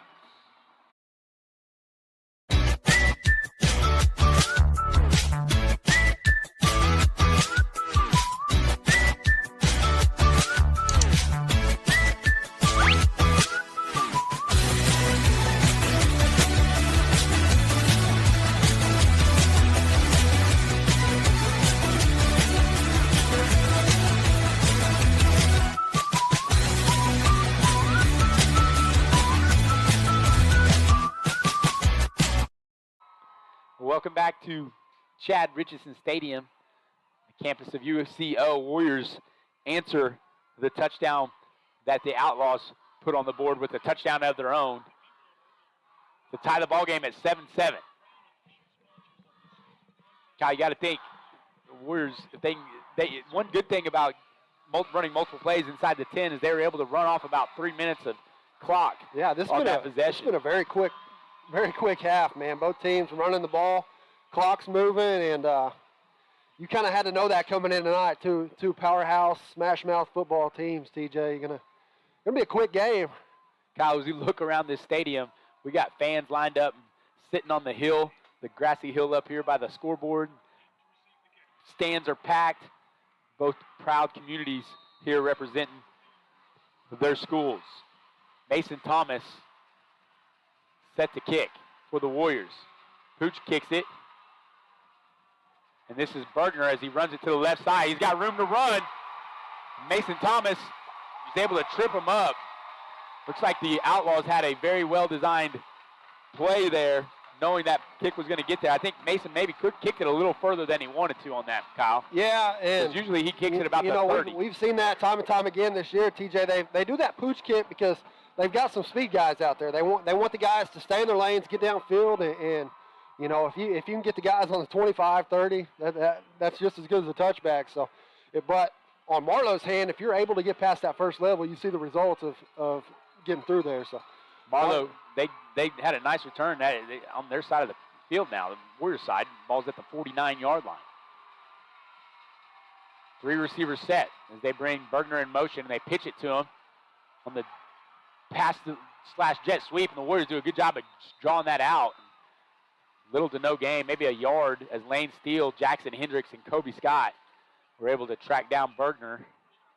Yeah, Vaughn, Scott, and Hendricks there did a good job of fighting through blocks, getting the receivers, and then Spalding come in and clean that up. Did a good job. That's what you want, pushing the sidelines. Let your other guys come in and make the tackle. 2nd down and 9 with 1 minute and 44 seconds to go in the half. Here's the special teams we talked about earlier, Kyle. If the Outlaws are able to get, a first down, they'll have a chance to kick a field goal at least to end this half. Bergner comes in motion from left to right. Now they hand it off to Julian Marroquin. He's trying to get to the outside. He does. Past the 35-yard line down to the 34. I thought there might have been a holding there. Marroquin able to get the edge, and the Outlaws have a fresh set of downs. 13-yard gain by Marroquin. Puts the ball at the 35-yard line. Marlow doing a good job, not getting in a hurry here. Minute 24, plenty of time left, TJ. Like you said, they've got the leg for a field goal, and they're going to milk this thing down to the wire. Fake handoff to Marroquin. They throw it to Bergner on the screen. Avery Payne blocking for him, and Kobe Scott just pushes him out of bounds. Inside the 30 to about the 27-yard line. A 8-yard pass and catch kind of like an extended run there, Kyle. Yeah, they're sticking with these pop passes. They found some success with them tonight, and if you can get the ball out quick, get some blocking on the edge. TJ, you seen it right there, was able to pick up 8 yards for first down. So they're got a pretty good game plan coming in tonight. You got to watch Haynes, the blocker for Bergman. You got to watch him slipping at one of these plays here. They send Bergman in motion from right to left, then bring him back to the right. And it looks like Coach Weber, the Outlaws, wants a timeout. We'll take one with them. To 1 minute and 11 seconds left to go in the half. We have a tie ball game, 7-7. You're watching Warrior football on WashingtonWarriors.tv.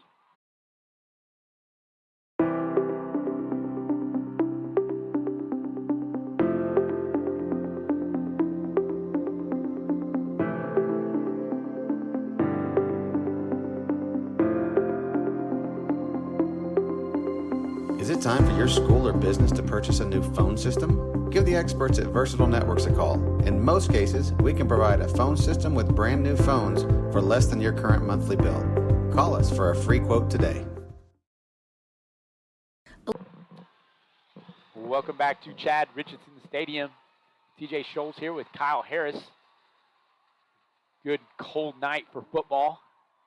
Hardly any wind. It's championship night. Marlow, senior laden, and moving up to 3A, Kyle, this next year. They want this win bad. Yeah, Marlow down and went to 3A, had a good shot to win the state championship when they were there, and then back down to 2A. This year, like you said, move up next year. So, if this is their year to do it, they're wanting it right now.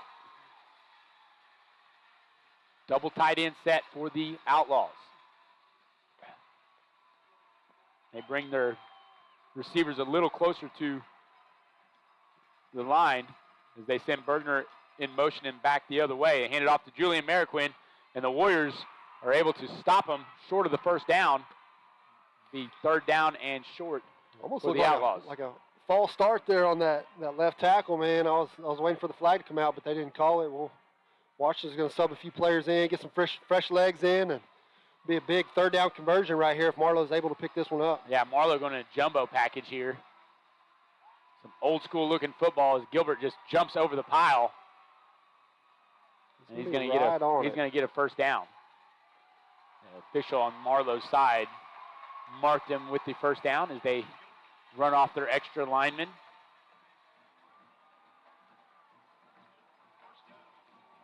There's a lot of chess going on out here, Kyle. I see both teams running players in and out more than I ever have. And now we have an interesting formation here as Avery Payne is going to take the direct snap. Coach Biller going to get a timeout. They had 4 receivers, 1, 2, 3, 5. They had 5 guys out here. One was a lineman. They had Avery Payne taking the snap. And it looked like it was about to set up as a double pass from Payne to Gilbert. That's what it appeared to be, but Coach Beller did not see that on film and wants to make sure his team is able to defend it. It is 22 seconds left in the half. We're going to take a quick timeout. You're watching Warrior Football on WashingtonWarriors.tv. Allegiant Marketing Group produces inbound lead generation for our clients through integrated traditional and digital campaigns. We continuously develop new strategies, tactics, and productive efficiencies so you can reach your target market and get a measurable return on investment. This fast-paced world demands for your products and services to be presented at the moment your buyers need them. Targeted and innovative marketing creates your success. Call AMG today, your marketing partner. Dr. Matt Dieselhorst at Dieselhorst Sports North of. First down and 10 for the Outlaws. 22 seconds left to go in the half. Marlow's got one. Each team has one timeout left, TJ. Let's see how the Warriors are able to defend this possession. They bring 3 receivers to the left, cleared by the Warriors sideline. Single receivers Avery Payne matched up with Kobe Scott.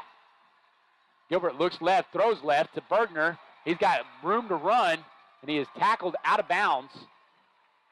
Looked like Reese Stevens there. Again, a screen play on the left side. Bergner's been making a living off that tonight. Really what Gilbert's doing is just looking and seeing where he has numbers. Yeah. If he thinks he's got a one-on-one matchup with his best receiver, Bergner, he's going to throw it to him. They run the same formation to the other side of the field now. Bergner's the single receiver on the left, and now Avery Payne and a crew of receivers on the right. They fake the snap, throw it to Bergner on the slant. He scoops it off. Man, it looked like it hit the ground. We're going to have to get a timeout.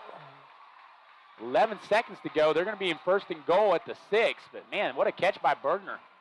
You would think they're probably going to take the field goal here, TJ. 11 seconds, that's taking a chance, no timeouts. Just Bergner last timeout right there. So that'll be taking a chance if they try to run a play right here, but we'll see. They'll probably tell them right now, we got one pass play here. Yep. If it's not there, throw it in the end zone, and we'll get 3 points. Marlow will get the ball to start the second half. But Warriors going to have to bow their neck here and try to keep them out of the end zone. You don't want to allow them to get another touchdown on the board on this possession.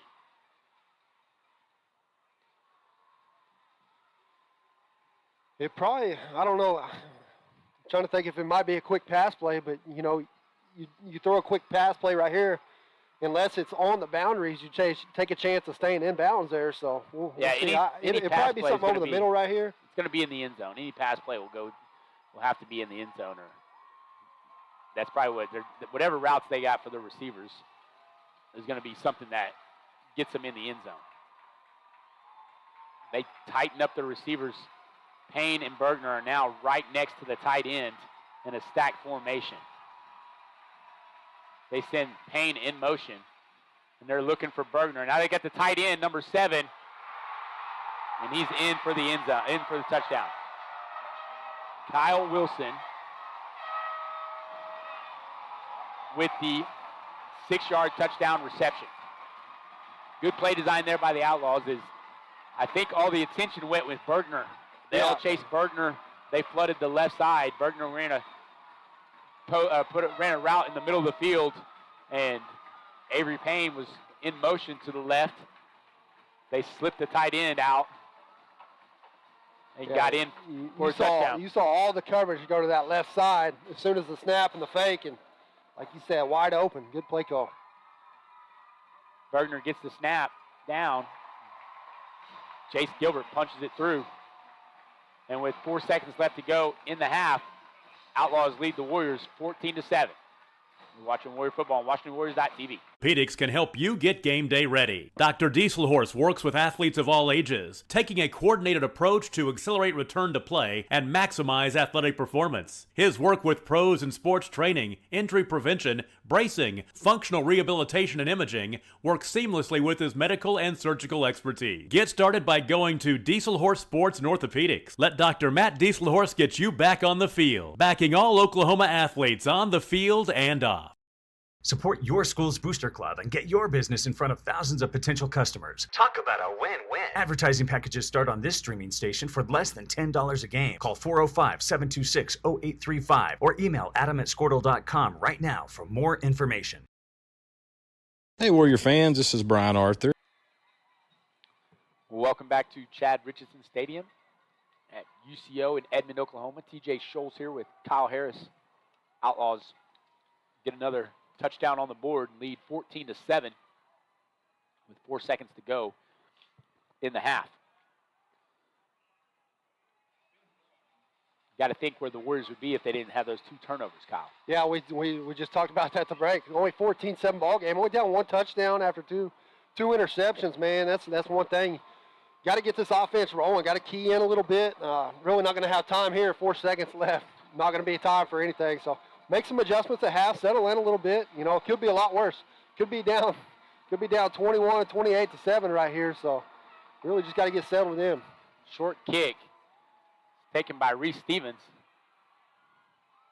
And he is tackled at the 40, and that's the end of the first half.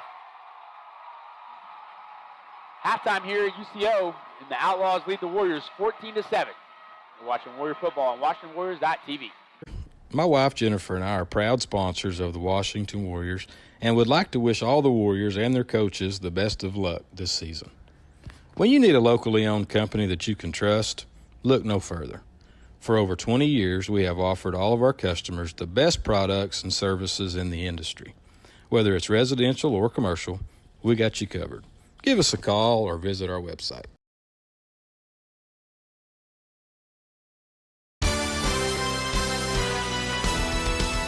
B&H Construction is a proud Warrior partner. They are the leading directional drilling contractor with major operational hubs all over Oklahoma and in Texas. Their involvement in and support of our community goes far beyond utility construction. They're also a good neighbor and friend. When experience and safety count, your best source for directional drilling is B&H Construction.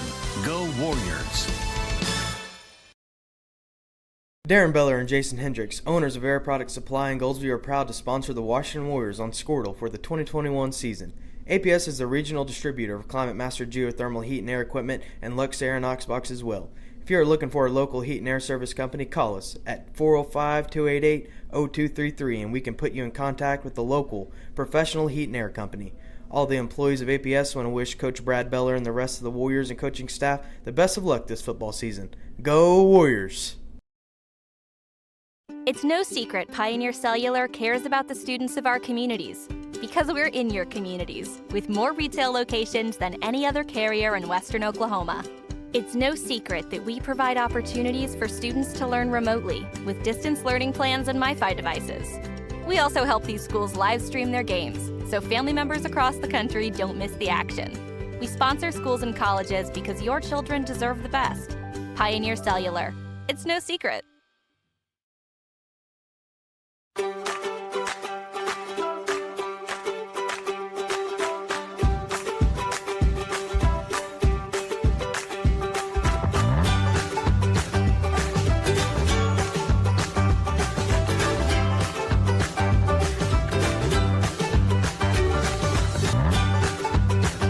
Stream with Oklahoma's #1 high school streaming service, Squirtle.tv. Find out more at Squirtle.com/stream. At Maples Nixon Diesel Horse, we've helped a lot of people, and our goal was to treat each and every person like a friend. And as a friend, we've got your back always. We understand what you're going through. Being lawyers is what we do, but it's not all that we are. We care. We'll stand beside you throughout the entire legal process, not just as lawyers, but as your friends. We are Maples Nixon Diesel Horse, and we are here to help.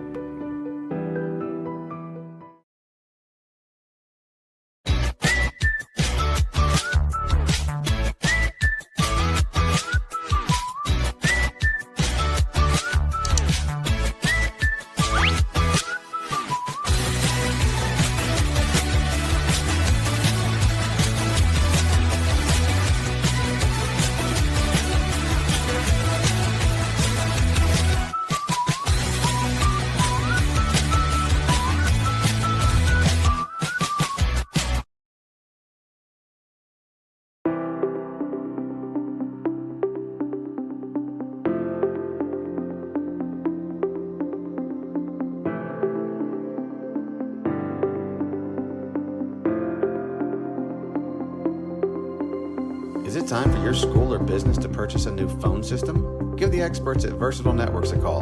In most cases, we can provide a phone system with brand new phones for less than your current monthly bill. Call us for a free quote today. Allegiant Marketing Group produces inbound lead generation for our clients through integrated traditional and digital campaigns. We continuously develop new strategies, tactics, and productive efficiencies so you can reach your target market and get a measurable return on investment. This fast-paced world demands for your products and services to be presented at the moment your buyers need them. Targeted and innovative marketing creates your success. Call AMG today, your marketing partner. Dr. Matt Dieselhorst at Dieselhorst Sports and Orthopedics can help you get game day ready. Dr. Dieselhorst works with athletes of all ages, taking a coordinated approach to accelerate return to play and maximize athletic performance. His work with pros in sports training, injury prevention, bracing, functional rehabilitation, and imaging works seamlessly with his medical and surgical expertise. Get started by going to Dieselhorst Sports and Orthopedics. Let Dr. Matt Dieselhorst get you back on the field, backing all Oklahoma athletes on the field and off.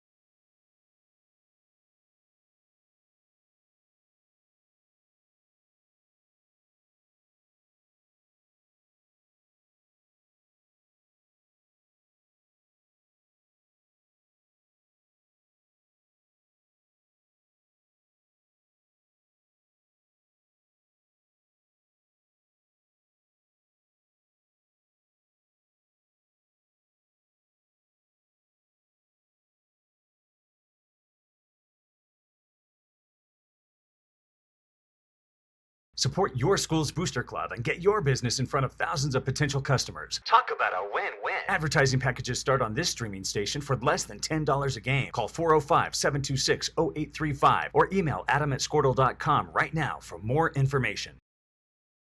Hey, Warrior fans, this is Brian Arthur. My wife Jennifer and I are proud sponsors of the Washington Warriors and would like to wish all the Warriors and their coaches the best of luck this season. When you need a locally owned company that you can trust, look no further. For over 20 years, we have offered all of our customers the best products and services in the industry. Whether it's residential or commercial, we got you covered. Give us a call or visit our website.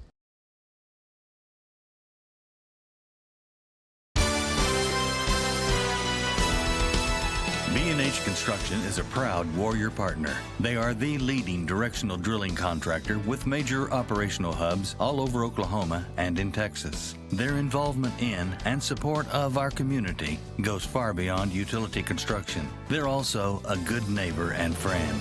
When experience and safety count, your best source for directional drilling is B&H Construction. Go Warriors! Darren Beller and Jason Hendricks, owners of Air Product Supply in Goldsview, are proud to sponsor the Washington Warriors on Squirtle for the 2021 season. APS is the regional distributor of Climate Master geothermal heat and air equipment and Lux Air and Oxbox as well. If you are looking for a local heat and air service company, call us at 405-288-0233 and we can put you in contact with the local professional heat and air company. All the employees of APS want to wish Coach Brad Beller and the rest of the Warriors and coaching staff the best of luck this football season. Go Warriors! It's no secret Pioneer Cellular cares about the students of our communities because we're in your communities with more retail locations than any other carrier in Western Oklahoma. It's no secret that we provide opportunities for students to learn remotely with distance learning plans and MiFi devices. We also help these schools live stream their games so family members across the country don't miss the action. We sponsor schools and colleges because your children deserve the best. Pioneer Cellular. It's no secret.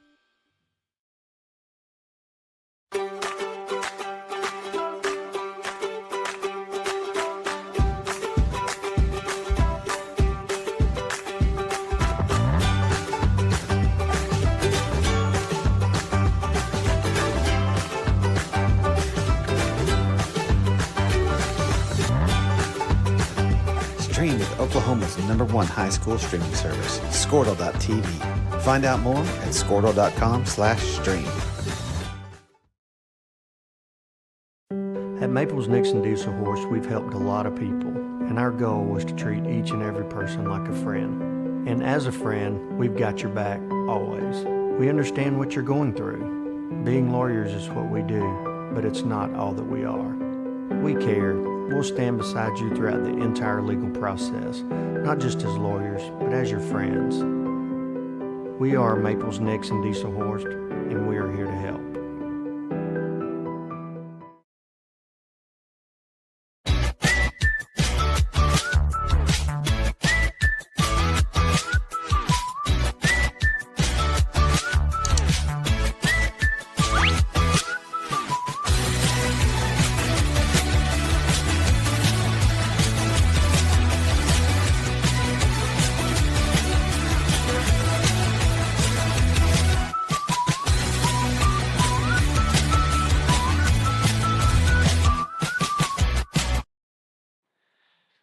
Welcome back to Chad Richardson Stadium, campus of UCO in Edmond, Oklahoma.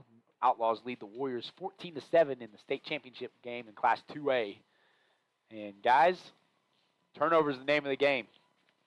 Yeah, that's really the telltale from the first half. I mean, Marlow had a couple pretty impressive drives, but the one light that kind of shines is 2 picks there, 2 turnovers in the first half by Washington. We talked about this earlier. It could be a lot worse. It's only 14-7 right now. Having 2 turnovers there, only being down 14-7, that's pretty big. We'll go on a kind of a little scoring replay right here in the first half. TJ, Marlow struck first, 9:46 there in the second, or in the second quarter. Is that second quarter or first? We have to bear with me here. Yeah, second quarter is 0-0 after the first quarter. Yeah. So Marlow scores first, second quarter with 9:46 left, 13-yard TD run by quarterback Jace Gilbert. Then Washington had a pretty impressive drive going, ended up going the Wildcat formation there. Cade Norman scores on a 1-yard TD run. And then Marlow right there, right before half, ended up getting another score on the board. Pretty good play call right there. Called a timeout. Saw a little something, and called a timeout. We talked about it, TJ. You saw all the secondary go to that left side as soon as they snapped that ball. The secondary keyed in, and they just had tight end Kyle Wilson roll out there, hitting for a 6-yard TD pass. So, like you said, we'll go over some stats here. Well, Stuart, we got Stuart McPherson here now, and Stuart, you were on the sidelines. What was your thoughts on that first half? It was good. We scored. Let's just say that right up front. It was good that we scored before halftime, and I thought the momentum kicker was on the pooch kick. Right. That they got a good return and set them up with good field position because, again, they're going to, if they get in the red zone, they've got the kicker to score. Sure hated to see them score that touchdown. Yeah, they went and scored quickly on that drive. There's only 1:59 left to go when Washington scored. And you're exactly right, Stuart. They pooch kicked it, and I think the kick went a little bit further than they're used to, and it went right into Will Bergner's hands, and he was able to go from the 20 and basically take it to midfield with plenty of time for the Outlaw offense. But the Warriors, their attitude was great all through the first half. Even with the turnovers, things just not going their way, the defense was playing really well, and just they've got to correct the mistakes. Don't turn the football over, and when you get it, you got to go move it down the field and go score. Cole is he's getting his yards. We've just got to be able to get some other people in the get them the football. Luke Hendricks is yet to have it in his hands. Right. Yeah, and he's arguably the best playmaker on the field for the Warriors. Kyle, what do you got for Cole Scott, his rushing yards? Well, I was just getting ready to hit on that. Cole Scott, man, we talked about he's going to be able to pick up some yards tonight. He's got 19 carries, almost 100 yards. He's got 88. And going into receiving there, talked about our receiving yards. Kobe Scott's got three receptions for 32 yards, and then Cage Morris, that big play over the middle, he had one catch for 19 yards. So, like you said, Hendricks is yet to see a touch tonight. Got to get him involved. Stuart, one thing me and TJ talked about, I'd like to see him getting tempo here in the second half. With Major having 2 picks there, usually when this offense, when they get going quick, get the defense on their heels, they seem to get rolling. And if you can kind of keep Major, have him settle in a little bit, not get him thinking about stuff, and just get him rolling, man, I think that'll play out better for the Warriors in the second half. The first one, you don't know if that was just he was expecting the receiver to run a different route, and he doesn't, or it was just a little bit of nerves. You got to settle down, but again, it didn't hurt at that point. Right. The Warriors defense played great and kept them out of the end zone. So that was a big momentum turn right there in the first quarter because they had the ball in good field position and didn't score. The Warriors defense just shut them down. Well, the second one happened in the red zone. That really hurt the Warriors. They're driving, and Marlow takes that turnover and scores it into their first points of the evening. One key stat that sticks out to me, guys, is possession time here in the first half. 16 minutes for Washington and 8 minutes for Marlow. Marlow, running the ball. They've had some good runs. We'll talk about their guy, Julian. They're running back here. Seven carries for 48 yards. No TDs, but Gilbert had 1 rushing touchdown there. Had 5 attempts for 17 yards on the ground. Ended up coming up with that 1 TD. Passing. Really haven't had a lot of passing, but Jace Gilbert, 7 for 9, 45 yards. One thing that kind of stuck out there, Stuart, in the first half, Marlow was kind of getting settled in with those pop passes. They were getting the ball out quick on the edge and was able to pick up quite a few yards after catch once they got it out there. Yeah, the last little screen that they set up, they caught the Warriors playing in a little prevent, because time was running out. They're down close to the red zone, so they're backed off of them a little bit, and that hurt them because that got them down inside the 10. Right. Bergner's been the prime recipient of Gilbert's passes. He's caught 6 of those 7 completions, and for 39 yards, and the longest one's only been 11, and most of them, I can't think of one that's been, well, the one he caught on that little post route off his shoestrings, but the rest of them been in that like you said, Kyle, that little screen play that they're running to the outside and trying to bust them loose for some plays there. That's Marlow's MO. They don't air it out. They're not going to try to stretch it too much. They might, if you had to, but they're going to just try to nickel and dime you down the field and eat clock. Right, and imagine they're going to set up that slip with Payne. Payne's been that blocker for Bergner on the edge there on that receiver screen. So the Warriors are going to have to, not get too caught up in trying to push up onto Bergner and lose track of Payne slipping out past them, because that's one that could allow the Outlaws to strike quick. We'll take a quick break. There's 3.5 minutes left in halftime. The Warriors are down 14-7. You're watching Warrior football on WashingtonWarriors.tv.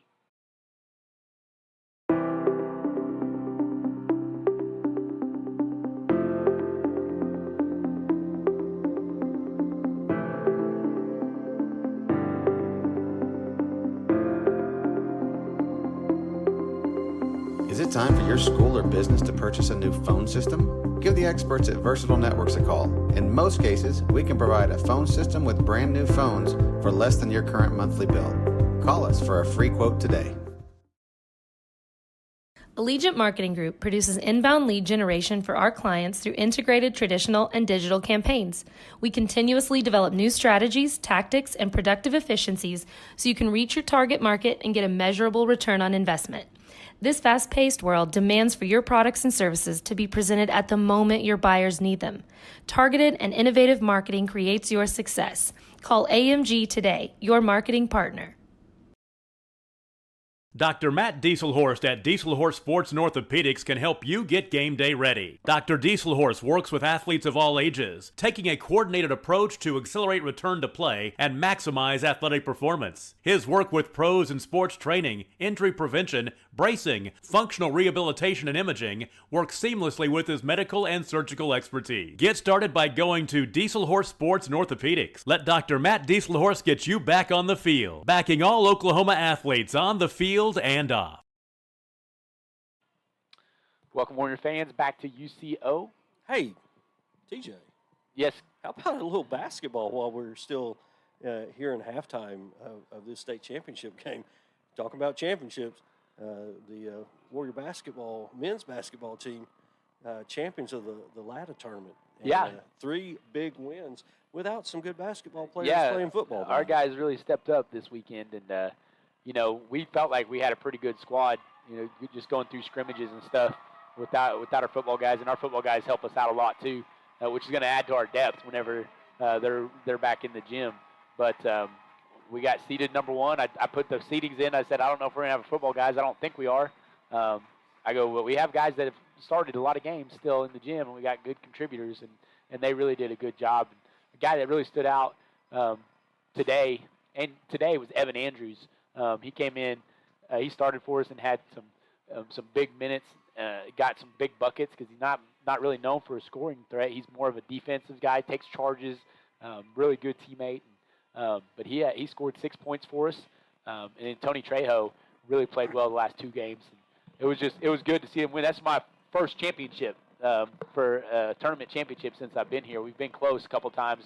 The year we went to state, we had or a year before we went to state, Connor Kirtley's senior year, we played in the Lone Grove championship and lost in overtime. And so it was good to finally get our guys a championship and know how you have to play at that type of level, because it was a pretty intense game. Well, the thing that impressed me all 3 games, TJ, was your defense. Guys, they get after it. They don't stand around. There's not a lot of reaching, not a lot of fouling. They're moving their hands, moving their feet, and got a lot of steals. They I think, won those games for you because of their defense, holding some good teams to not very many points. Yeah, if you look at, Kiowa was the 8th seed, so we can throw that one out. It was, 79-37 final score. But LATA is a team that kind of tries to grind you out and stuff, and they only scored 20 points on us. And then today, we held Lindsay to 47. That was, they got a couple cheap ones late, and Lindsay's a tough team. They're a big physical team, and our guys matched that physicality. I was really proud of them, and they deserve to get that win. And because there's guys out there that they've been the guys that watched all the other players do all the good things in their own grade level, and they're the ones that have stepped up, and it really was a good opportunity for them to show what they can provide. And it's going to make for some tough decisions whenever we get everybody in the gym, because there's some of these guys may not think that. They might think, oh, this kid, I remember he wasn't very good last year, but they've improved tremendously. And again, I'm really just really proud of our guys to go out there and get the W. And, well, you've got two coming out of football that's going to be a starter for you that that started in years past. Started, yeah. And it's going to take a while to get them in basketball shape. So you've got this week and then 2 games next week. Yeah. Well, so we got game on Tuesday, senior night at the Warrior Event Center, and then we go to Marlow on Friday. And so I'm sure, whichever team loses this game tonight, there's going to be some bad blood going in. I may have to make the road trip. Yeah, for that win or lose for either team. It's going to be physical either way. They might They might just have, I don't know, whoever the officials are. It might be a long night. Well, the thing that it does right now, TJ, is you're creating a lot of depth. Right. Because these guys, they got 3 games in this week in a tournament back to back to back. And then they're probably going to get a lot of playing time even still before Christmas. Yep. So you're developing all kinds of depth. Oh yeah, Sam Hegeman came in this week, or Hedenberg, not Hegeman. Sam Hegeman's a kicker, but Sam Hedenberg. He's a JV guy last year. Almost thought about quitting and decided to come back out during the summer, and really it was a big spark for us these last 3 games. And then Jaden Cornelius came in and showed that he's like some instant offense for us, and so. And those guys were guys that we figured just going in, and coach looks and sees who's the guy during the off season before school starts. And those guys were like, 11, 12 on the depth chart, maybe 13, and they moved themselves into major minutes even when we get all our players in. And so it's going to be an exciting year. We love when the football team has success, because usually when you have successful football teams, you have good, successful basketball teams, and then it keeps going with baseball. And we've got a good baseball program coming up. And so it's going to be exciting year of sports for the Washington Warriors. Warriors are set to kick off as we start this third quarter. The Outlaws will get the initial kickoff to start the half. They will be going from left to right. Let's see if Thomas can get a little less air on this kick. Maybe he got a little excited. That's why that kick went so far. But really, they're usually getting the ball around the 30 on that kick. And that thing sailed to Bergner. Bergner's lined up at the 12-yard line. Guys, on the sideline warning, Coach K's 20 yards behind the line of scrimmage and had 1 foot on the field. Wow. That's why they called the sideline warning. Wow. I'll have to comment about that.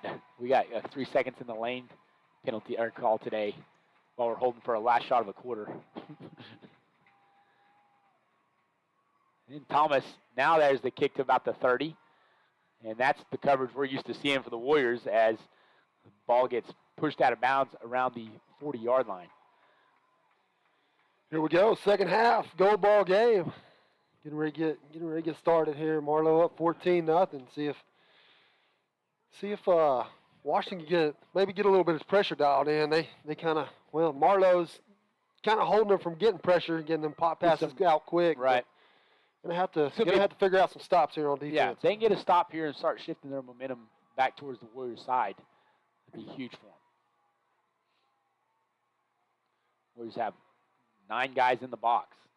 Avery Payne goes in motion from right to left. Looked like he was going forward, but handed off, or no, he keeps it, and there is a penalty there. Chase Gilbert's got all the room to run. Lane still tries to chase him down, but it looked like Avery Payne was leaning forward or starting to move forward before the snap, and I bet that's what the officials call. Yep, he's calling it illegal shift. Nobody on the Marlow side was excited when he broke it. They're just standing there. That one's coming back. Stuart, we had good compliments from you last week. Said that people. Coach Orr is one of them. Said he's impressed that we had like the knowledge you have. Obviously, you're an official, and that how much of that stuff you brought to the broadcast last week. So we enjoy having you on this thing. Well, Again, you could hear me tonight. I just couldn't hear you, but about every 2 or 3 minutes, and so not a lot you can do with that. So back up here in the box where it's warmer too. Yeah, a little bit. 1st and 15 for the Outlaws. Ball is on the 34-yard line.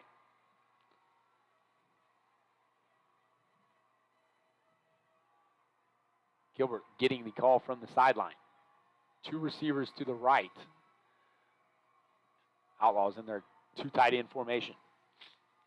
They send Payne in motion and bring him back. Handoff goes to Mariquin. Looks for room to run and stood up. Nathan Rainey finishes off the tackle after about 3 yards on the gain. That's a good job right there, Washington defense, man. Just play your game. Don't bite. We've been fooled several times tonight. Just play position, and seen a good job right there where your defense was able to stop that one up the middle. Mariquin with 48 yards in the first half on only 7 carries. He's able to break through on a couple big ones. See if the Warriors can keep the Outlaws behind the sticks on this 2nd and 12 play. Bergner goes in motion. Handoff goes to Mariquin to the right side and is strung out. Hayden Milner slams him down at the 34. A loss of 2 will bring up a huge 3rd down play for the Warrior defense. Milner closed that one up, man, but give it up to Vaughn there, sneaking in on the edge and absolutely blowing that up, turning it back in, and Milner right there to clean it up. 3rd down and 15 with 10:34 to go in the 3rd quarter. This is statement down right here. First drive, you can come up, get a third down stop right here, put a little bit of momentum back on your side, be big for this Warrior D. Outlaws, 7 seconds on the play clock. They're really starting to look at some possession here. Gilbert takes a snap, rolls to the right, looking for a receiver, throws it up to Avery Payne, and is knocked away by Kobe Scott. Great coverage by the senior defensive back on the 6'5" receiver from Marlow. Good job, Kobe, stepping with him step for step right there. Ball kind of hung up in the air for a little bit. Kobe was able to slip one hand in there and knock that ball away. Big stop for this Warrior D. That's a huge play by Kobe Scott there. That ball was put on the money. Snuck his hand in there. Luke Hendricks and Lane Steele back to receive the Gilbert punt as it bounces at the 40 and then takes an outlaw roll inside the 20 down to the 16-yard line. Punting is not his forte. He's a great kicker on kickoffs, field goals, extra point. Punting, he's okay, but he's a D1 prospect kicking. He will play Division I somewhere next year. That's one we got to come up and go catch that one. Yeah, fair catch it, do something, but we can't let it hit in front of us and roll. Yeah, that roll that made that punt 50 yards where it bounced at the 30 or inside or between the 30 and the 40. That would have been a 30-something yard punt. Instead, it was 50. But the Warriors do their job on defense, and now they take over on offense in the spread formation. Cantrell fakes the handoff, goes to Hendricks. They get Hendricks a touch finally at the 25-yard line. And he is tackled. Nice play on the first down. Stewart, great play call right there. You called it at half, Stewart. Get Hendricks the ball. He didn't have any touches there in that first half, and first play right out the gate, get in his hands. Run that in, and then now take it out. Right. 2nd down and 1. Handoff goes to Cole Scott. Nothing there. That's at 7 for the Outlaws. Kyle Wilson, the man that caught the touchdown pass, is able to stop him at the line of scrimmage for no gain. It'll be 3rd and 1 yard. Talk about Kyle Wilson. He was their leading tackler there in the first half, had 8 tackles. So we heard his name quite a bit. Right. I'm sure we'll continue to hear it throughout this game. 3rd and 1 for the Warriors. Bringing Milner in at tight end. Colby Scott goes to the other tight end. They had success with Kobe in that little out route at that tight end spot. They keep him in the block. Cole Scott's going to try to get to the edge, and he does. Good run there by the Warriors. He pushes it past the 30-yard line to the 31 to give the Warriors a first down. Stewart called it out. You got to like Milner out there. Get him out on the edge, especially if you're going to run the ball out there. Let them blockers get out in front of him. You see it right there. Big pickup on 3rd down. They bring Cage Morris back in at the receiver spot. Him and Lane Steele on the right side of the formation. Luke Hendricks, the lone receiver, on the left. They hand it off to Cole Scott. He looks for some room to run and is tossed forward down to the 38-yard line. they've got Hendricks with man-on-man coverage out on the outside. So look for that fake, the RPO, and step up and hit him on a streak. 2nd down and 3. 3 receivers and 1 tight end for the Warriors.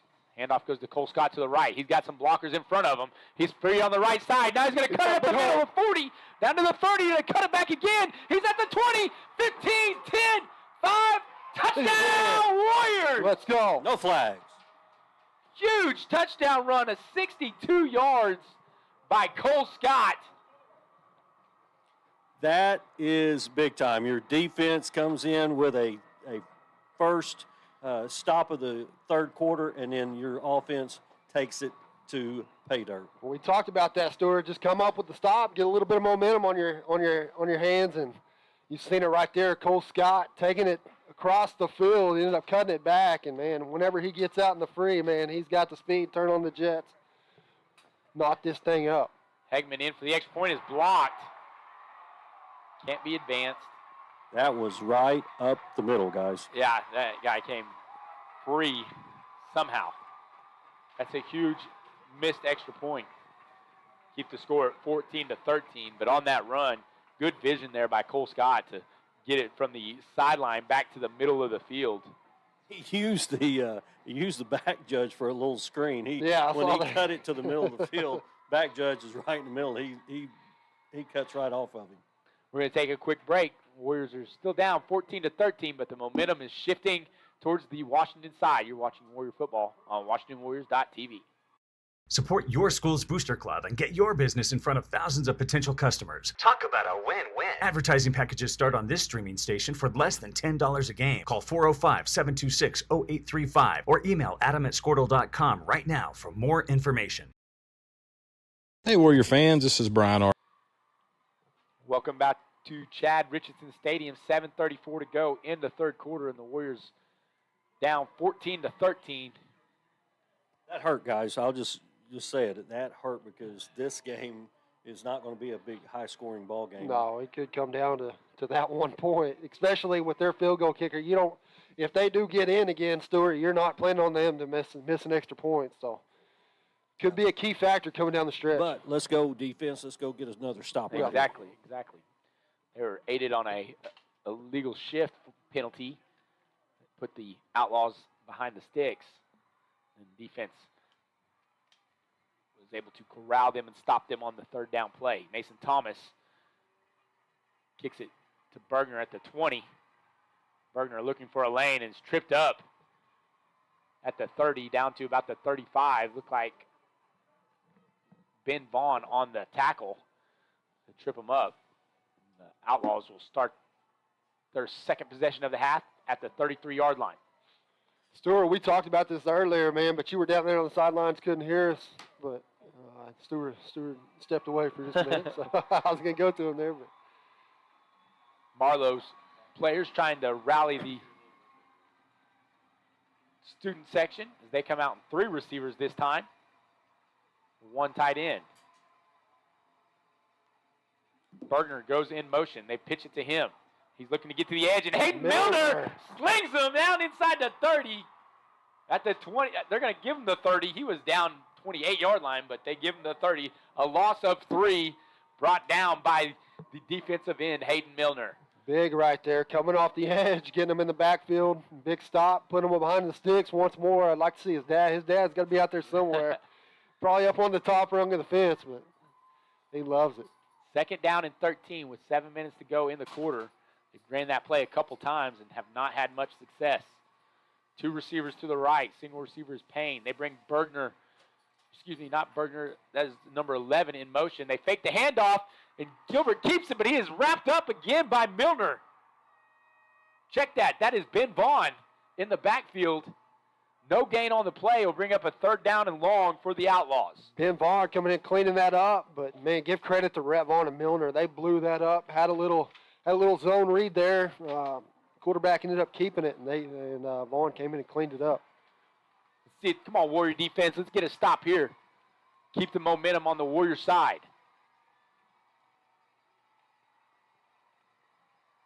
6:12 to go in the quarter. 2 receivers to the left. Gilbert rolls to the left. He's looking to pass to Avery, and he is caught it right at the sticks. We'll see where the officials give him mark a catch. It's going to be right on the sticks. Pushed out of bounds by Kobe Scott. Warriors were unable to get any pressure on Gilbert. That'll give them a first down at the 43-yard line. They got a little bit of pressure there. Spalding hopped over the line, ended up putting a shot in on him. I'm glad they didn't call a late hit there. But great pickup for the Outlaws. 6:03 to go in the quarter. Play clock down to 8 seconds. 2 tight ends set for the Outlaws. They send Bergner in motion. They run him back to the other side. They pitch it to Bergner in the flats. He's being chased by Ben Vaughn.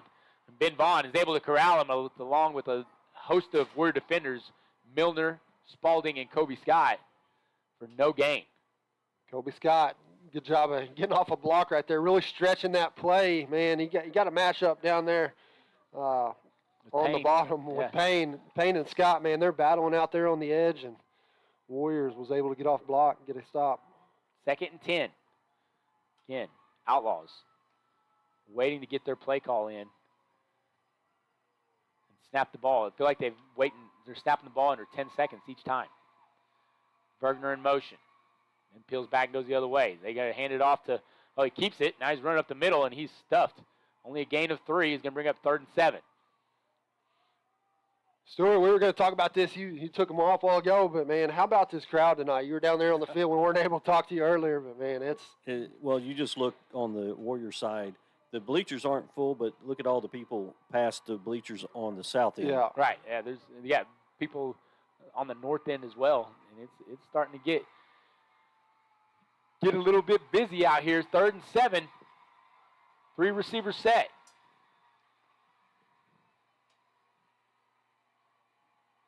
About 5 seconds on the play clock as Gilbert tries to get the play in. He's able to get the snap off. He's looking to throw right. Now he's looking to run. Now he just heaves it over the middle to nobody. Great job in coverage by Kobe Scott and Luke Hendricks. Pressure provided by Hayden Milner. And it's going to be 4th down and 7 for the Outlaws. And it looks like they're bringing on their punting crew. Yeah, finally got a little pressure there, TJ. And like you said, great coverage downfield by Hendricks and Scott. And he just had to throw that one away. Another big 3rd down stop there. Washington's going to get a timeout. Yeah, the Warriors are going to have to use a timeout because they had the wrong defensive package in. But you got to give a lot of credit there to Colby Scott. They wanted to throw that quick slant, and he jumped it. Yeah. And then so the only thing they had to do was he had to throw it away.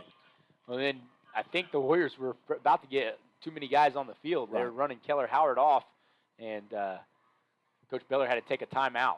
Well, they changed defenses right before that. They brought in an extra defensive back, and so they go back. Now we got a punt receive in, and they got caught with making that change. So let's hope that timeout with 4:27 to go here in the third doesn't come back to haunt the Warriors needing that timeout later on.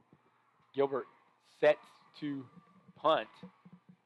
They have Lane Steele and Luke Hendricks at the 15-yard line. Be nice if Hendricks. Steele already has one to his name, a punt return touchdown. Get the ball here to Hendricks. I bet catch it first. Yeah, come get it. If it's short, come call the fair catch, if nothing else. Gilbert, nice high punt. And takes another outlaw bounce as it bounces at the 20, or 25, and rolls all the way down to the 10. Again, that's one we need to come catch, guys. We got to come up and fair like catch you that said, one. fair catch it at least. I was nervous that because it basically bounced in the center of the field and short. I was afraid it might hit one of our up men. Let's see if this Warrior offense can drive down the field again. Last possession, Cole Scott with the 62-yard touchdown run. We started at the 16. Right, it was down. Yeah, it was down there. Same type of thing. 4:14 to go in the quarter. Warriors down 14-13. Defense has got 2 straight stops to start this second half.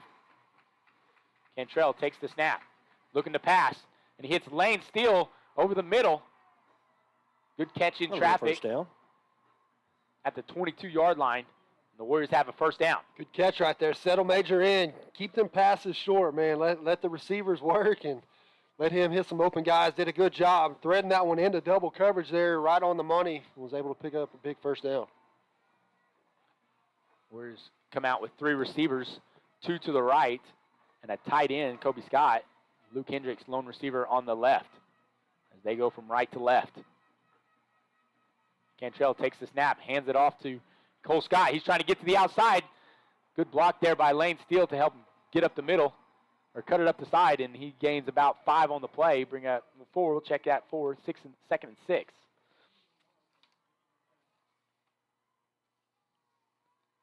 Tackled by number 20, Julian Mariquin. 3:15 left in the quarter. Warriors looking to take the lead. Almost get the Outlaws to jump off sides.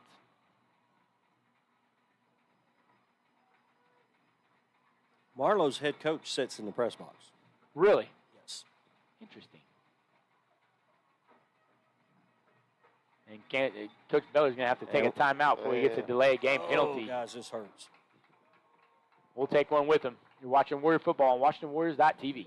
Arthur, my wife Jennifer and I are proud sponsors of the Washington Warriors and would like to wish all the Warriors and their coaches the best of luck this season. When you need a locally owned company that you can trust, look no further. For over 20 years, we have offered all of our customers the best products and services in the industry. Whether it's residential or commercial, we got you covered. Give us a call or visit our website. I want to take this time to thank the people involved with buying advertisements for our live streams throughout the year so far. If you guys would, if anybody's interested that's listening or watching, want to continue to advertise for this to keep this free for our fans, be sure to reach out to me. Basketball comes up Tuesday, like you said. Yeah. And that'll be streamed Tuesday, right? Yep, that'll be streamed Tuesday. Got my guy Jesse Carey going to be doing some basketball for us this year. 2nd down and 6 for the Warriors. 2 receivers and a tight end to the right. Luke Hendricks, the lone receiver on the left. They hand it off to Cole Scott up the middle. And Powell gets pushed close to the 30-yard line. They mark him down at the 29. And that's going to bring up 3rd down and 3. Good play call right there. Saw that earlier in the game. Just, you got 3rd and about 7. Try to cut it in half right here, make it 3rd and manageable. You can really go both ways here, TJ, either run or pass. Right. They hit Kobe Scott on a pass play similar to this down and distance. Handoff goes to Cole Scott as he runs to the right. Upended by Julian Mariquin. Not much. About 2 yards short. Yep, going to bring up 4th and 2 for the Warriors. Got to think they're going to play. I was going to say, we can't. I don't know that we could gamble right here. Right. Defense is playing good. Brad keeping us on our toes up here. 1:53 and counting in the 3rd quarter. Kobe Scott sets up at his 12-yard line for the punt. Will Bergner at the 36. Nice high punt. Fair caught by Bergner at the 33. Good job by Kobe Scott to somewhat flip the field for the Warriors. See if the defense can get another stop. Good adjustment so far by the Washington coaching staff on the defensive side of the ball. Quick 3rd quarter here, 1:33 to go. Outlaws come in their 3 receivers set. Number 11, Adley Ellsworth, with Will Bergner and Avery Mariquin lined up in the pistol formation as they send Ellsworth in motion, then bring him back. They hand it off to Mariquin. He cuts back up the middle and is tackled by Lane Spalding and Ben Bond. That gains 7 on the play to bring up 2nd down and 3. Pretty good run right there, going back to little flashback of the first half. Running Merrick went up the middle, was able to pick up about 7 there on first down. Seems like they're trying to get more guys out of that box, so they brought in an extra receiver. Try to open up their run game. Minute and 4 seconds to go in the quarter. Gilbert takes the snap, hands it off to Merriquin, and he's stuck at the line of scrimmage. Lane Spalding, Hayden Milner, and Caleb Bruce stop him for no gain. A big 3rd down and 3 coming here for the Warrior defense. They can get off the field here. It would be huge. 38 seconds. The Outlaws will have to snap this again. They're ready for that screen out left. They've got 3 receivers out there. Yeah, including a tight end. And they have numbers out there with basically it's 3-on-3. And they throw it. Just good call, Stewart. And then he's able to get up the sideline for a first down. Same play they ran right in the second quarter with the same formation. You almost want to see your secondary, Stewart, get up out there, get up on the line and jam those receivers. Like you said, Washington, where Marlow's ran that several times tonight, was able to pick up good short yardage, put chunks on that. 19 seconds to go in the quarter. They look like they're in the same formation.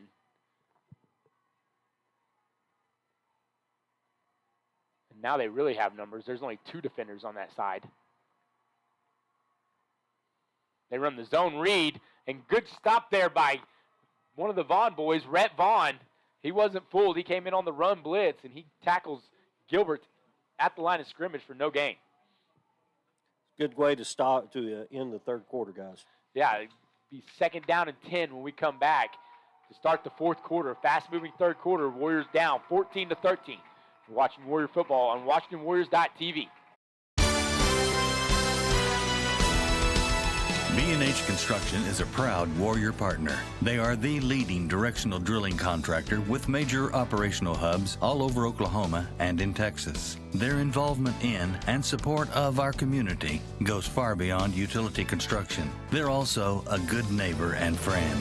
When experience and safety count, your best source for directional drilling is B&H Construction. Go Warriors!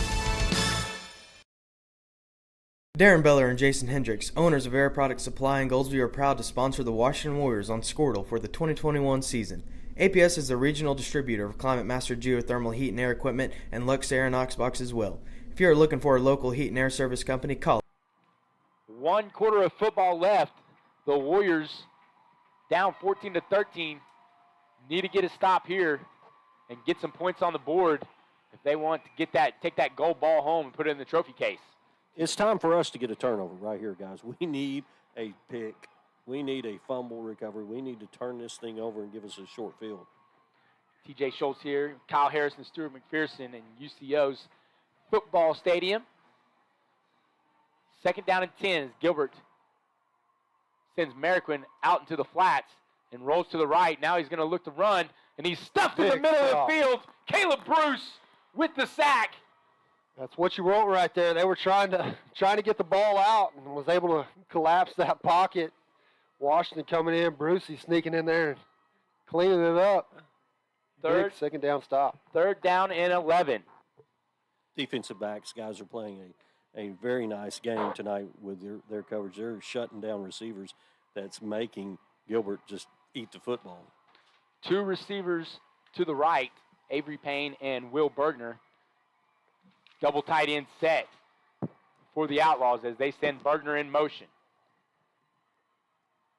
Gilbert rolls to Bergner's side. Now looks back to Avery Payne's side. Throws the corner route, and he is knocked it free by Kobe Scott. Avery Payne had the catch, and as he was coming down, Kobe Scott punched it free. Great job by the senior defensive back on number 1, Avery Payne. Great effort right there. Payne, man. Got to give him credit there. I thought he went up and had that ball, and like you said, we made a good defensive play, come in there and punched it out. Great stop on 3rd down there for the Warriors. Gilbert with the punt, spiraling punt, is going to be returnable. Hendricks lets it bounce, and now he can't return it. Ball dies inside the 10-yard line at the 8. I don't know if he lost track of it or what the deal was. He backed up and thought he could have had a catch. It was a nice high punt. You had coverage too. Go ahead, Stuart. Guys, let's go back to the pass play before. Two things that stood out to me. Milner just planted Gilbert as soon as he let go of the football. And if I was watching the replay, luckily there's screens that we can see replays. He never got the ball tucked in. When he got his hands on it, when he went to the ground, boom, ball came loose. Warriors have a long field to go. 1st and 10 from the 7-yard line. 3 receivers to the left. Single receiver is Kobe Scott on the right. They send Steele in motion. And they hand it off to Cole Scott up the middle. Nice tackle by number 32 for the Outlaws, William Hewitt.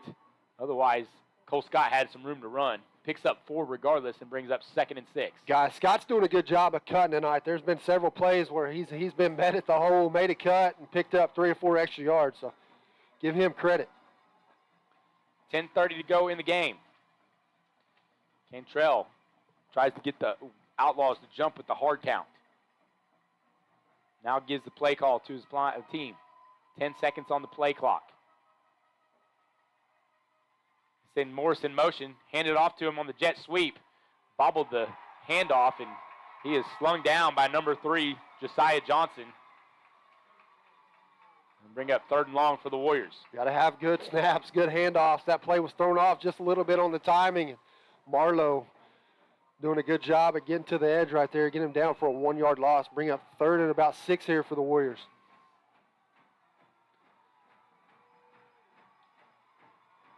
$9:45 to go in the ball game. Need a first down here, guys. But you got to think there's maybe 2 possessions left for the Warrior offense. Yeah, 3rd down and 7. We need to get a first down to get out of this hole. And remember, Coach Bailey had to call 2 timeouts in that 3rd quarter, so they only have 1. Marlow bringing some pressure. Cantrell looking to escape it. He gets to the outside. He's going to try to get to the first down marker. We'll see where the officials spot him. He spotted him well short of the first down, 2 yards maybe even. He must have, is clear on the other side of the field. He must have stepped out of bounds. He's trying to get to that first down marker. And now you have 4th down and 2. Looks like the Warriors are going to punt with 9:21 to go in the ball game. Warrior defense has done a great job this second half, keeping Marlow off the board. Wouldn't mind a fumbled punt, like a muff punt right here. High snap, corralled by Kobe Scott. Bergner receives it at the 50. Now he cuts it to the left side. He's got room to run. Cage Morris is the guy there to tackle him at the 20-yard line.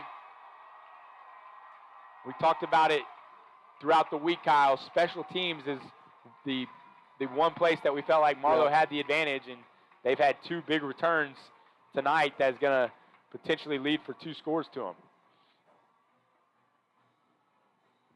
Our contain on the Marlow sideline wasn't there. Non-existent. Yep. They got down good and just got too far into the middle of the field.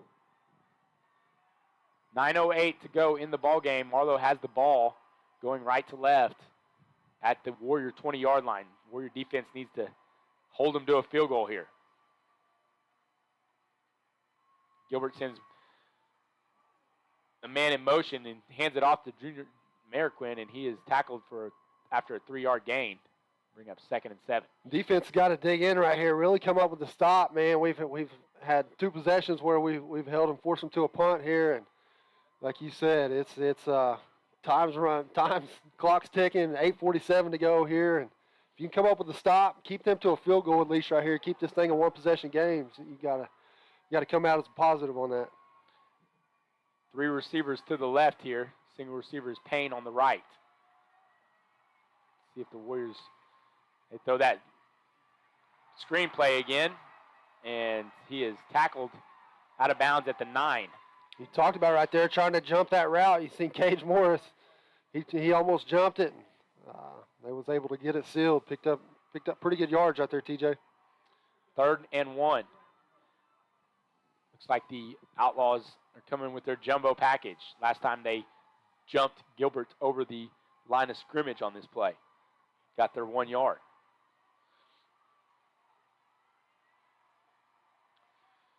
And he gets his forward progress stopped. We'll see where the officials mark it. They have a couple of flags. Wonder what we got here. I don't think they got set, or they were at an illegal formation because they came to the line pretty quick. Right. This would be a huge penalty if it's on the Outlaws. And they're backing up. That is big. Now it's going to make it 3rd and 6 with 8:22 to go in the ballgame. A little bit of breathing room for Washington there. 3rd down and 1. They were trying to go a little bunch set. QB keep it. Now they've got a little bit of room to work with right here. Huge play here for the Warrior defense. They can hold the Outlaws to a field goal here. Give them a possession to go try to score and take the lead. Gilbert takes the snap and rolls to the right. Looks over the middle, and it is dropped by Avery. Reese Stevens in the coverage. Reese looked like he might have had a chance at the pick. Had a chance at it, but, man, you've got a guy down there 6'5", also got up and got hands on that ball, too.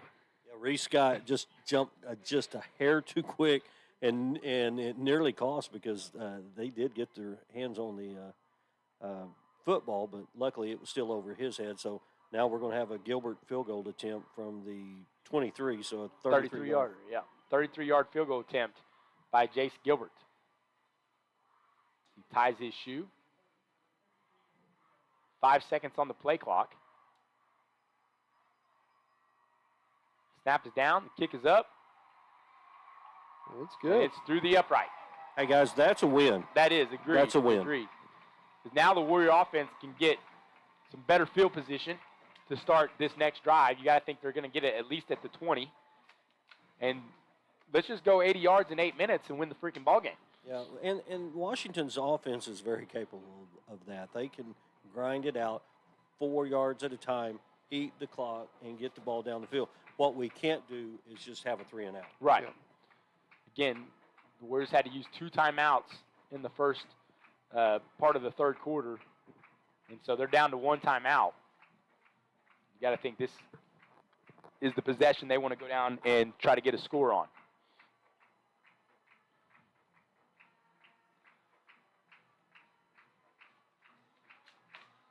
Warriors receiving crew comes out. Ben Vaughn and Luke Hendricks now line up around their 5-yard line as Jace Gilbert comes in, set to kick the ball off. 8:12 to go in the game. Huge drive coming up for the Warriors. Hendricks has only gotten the ball once tonight. Let's see if he can make a play here. Gilbert does have the wind at his back. He kicks it off. Line drive kick. Goes through the end zone. The Warriors will start their possession at the 20. Fellas, this is going to be a huge drive. Yep, 8 minutes left. And like you said, only 1 timeout. That burning them 2 timeouts, Stuart, we talked about it, may come to haunt us towards the end of this game. We'll see how it plays out. But got to have a score right here. Kyle, you talked about it at halftime. The number that stood out to you was the time of possession. Yeah. And so the Warriors still own that throughout the three quarters of 21 minutes to 14 minutes or 15 minutes. So they can do that. Like you said, Stuart, they're capable of just grinding it out here and making it tough, like smash mouth football. Well, we've got an official stoppage. Coach Beller is out there. Oh, they want the ball in the middle of the center, field. yeah.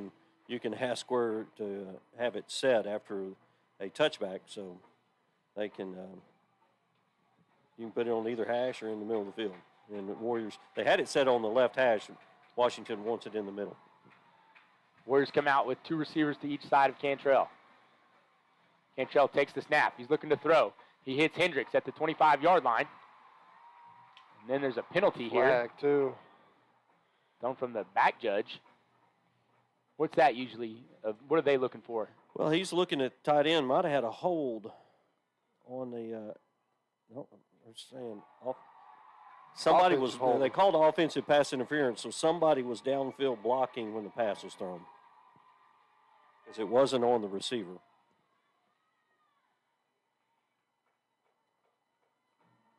You wonder if, you see those receivers get jammed and there's hand fighting going on. You wonder if that's all that was, and the official thought he might have been blocking. Let's see if they show a replay. I'm guessing they probably won't. 10-yard penalty will back the Warriors up.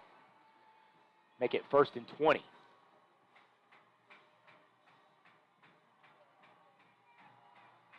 Outlaws with 2 safeties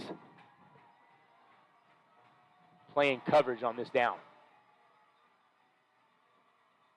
They fake the handoff to Scott. They throw it to Kobe Scott, and he drops it over the middle. That's one of them, man. You put on the money. Yeah, a little bit behind him. Still got it. Still got a chance look to that catch one it. in. Yeah. Thrown just a hair behind. Had a torch in his body. Made it incomplete. Would have had the first much. down. I just looked at the replay. And Yeah. it wasn't too far behind him. But if it would have been out in front of him, he catches it, and he's gone. 2nd down and 20 for the Warriors.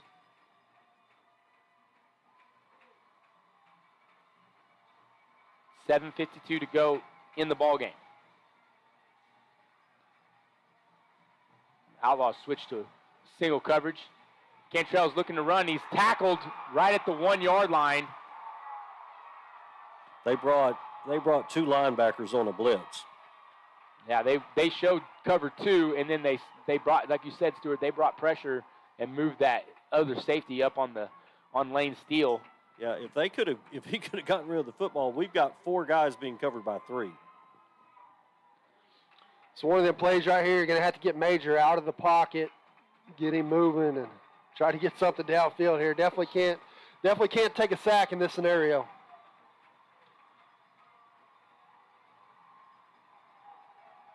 $7:09 left to go in the 4th quarter as Cantrell takes the snap. He's looking to throw it over the middle of the field, and his outstretched arms of Lane Steele. No penalty on the play to bring up a 4th down from the 1-yard line. Defense going to have to get another stop. Maybe Kobe can get a hold of a punt here. Bergner is set up at his 35. That's the first sack of the game for Marlow, isn't it? Like that punt might have been deflected at the line of scrimmage. Takes a Warrior bounce as it goes past the 30 to the 34-yard line. Yeah, I think you're right, Stuart. I think that's the first sack that they were able to get to Cantrell. Now the Outlaws are in Warrior territory to start their possession with 6:51 to go in the 4th quarter. Time's ticking. Definitely defense right here. You've got to come up with the stop, hold them to at least a field goal, keep this thing a 1-possession game. It's starting to get critical. This is. Like they're going to just try to eat clock, guys. Right Yep. here, they're going to run the football and make you stop them. So let's get a strip here. Yep. Warriors do have 1 timeout left. Payne goes in motion. They hand it off to Merriquin to the left. Looks to cut it up the middle. And he's down at the 30-yard line, a gain of 4. Bring up 2nd and 6. Guys, I noticed it early in the game when I was on the sideline. Jax Hendricks is coming in, and when somebody has got a guy, he is laying some wood. He is punishing some runners. 2nd and 6. 6:24 left. Outlaws taking their time. Berglund goes in motion. Gilbert keeps it, and he is stuffed by Rhett Vaughn and Caleb Bruce for no gain to bring up 3rd and 6. That's what you want right there. Come up with a stop on 2nd down, force them to 3rd down, and about 6 right here. See if you can come up with a stop. It's going to be a pretty good little field goal if you can come up with the stop right here. You know they're not going to throw the football. They've got 20 seconds still on the play clock, 5:40 with the clock running here in the 4th. They're going to eat all this play clock. They're going to run a play and then let Gilbert try to attempt a very long field goal. Let's go defense, get in there. They run Gilbert to the right side. He's looking to throw. He doesn't get set, and he's incomplete. That will stop the clock. Thank you. Proved me wrong. They did throw it, and he threw it about 5 yards short of the intended receiver out in the. But again, Warriors defensive backs have done a great job. They're right there on top of them. What are they going to do? Looks like they're going to try a field goal. Yep. It's going to be a 47-yarder. 47, that's where they put it down at. They're going to have to end up probably calling a timeout. Yeah, I bet they call timeout. It's getting close. Yeah, they're going to call timeout. We'll take a timeout with them. Watching Warrior football on WashingtonWarriors.tv. At 405-288-0233, and we can put you in contact with the local professional heat and air company. All the employees of APS want to wish Coach Brad Beller and the rest of the Warriors and coaching staff the best of luck this football season. Go Warriors! It's no secret Pioneer Cellular cares about the students of our communities because we're in your communities with more retail locations than any other carrier in Western Oklahoma. It's no secret that we provide opportunities for students to learn remotely with distance learning plans and MiFi devices. We also help these schools live stream their games so family members across the country don't miss the action. We sponsor schools and colleges because your children deserve the best. Good. So we were talking about what could happen if they miss this field goal. Ball's on the 30 right now. Comes out, it'll be a touchback, so the Warriors will get it at the 20. Even if they do, guys, it's still a one-score game. Again, Warriors, this is 2 great stops. Chase Gilbert kicking from the left hash. Snap is down. Kick is up. It's long enough. It's good. It's through. No good. Can't tell from our angle. Man, yeah. What a stop. That narrow. Right, narrow uprights. Yep. And that cost them. That will, again, put the Warriors with the football at the 20, which is, again, now we're still just. Right, we're right where we need to be at. 5 minutes, 20 seconds to go. Got plenty of time, but we got to get first downs. The last 2 possessions, guys, we haven't had a first down. Right. If you can just get a couple first downs, then you're in 4-down territory. This is it right here, boys. 5:20 left to go. Got to score. Got to score right here. Go win this thing right here. Cantrell. Receivers to each side. Starts with a pass. Now he's looking to run, and he is stuffed in the back. Sacked by number 72, Cody Huber. Tried to throw a quick out to Cole Scott. To Colby Scott. And right when he did, somebody flashed in his face. That's one thing right here. Major, don't try to force anything at that pocket collapses. Try to get out of the pocket, man. I like to see a little bit of Major's legs right here. He's one of the quickest kids on this team, and try to get what you can get. Outlaws playing coverage and defense here. They hand it off to Cole Scott. He's up the middle. He's at the 25. Now he's trying to get loose. He's got some blockers ahead of him. He's at the 40. He's at midfield and pushed right out of bounds. Big play. Big play there by Cole Scott. Good run right there. We saw that earlier in the game. He got out, found a hole, and then cut it to the other side of the field. Get them blockers out in front of you, and big first down pickup right there for Cole Scott. The receivers did a great job blocking downfield. Now you're in a position where if you're able to get just 2 or 3 yards of play, you're looking at 4-down territory. The ball is placed at the Warrior 48-yard line.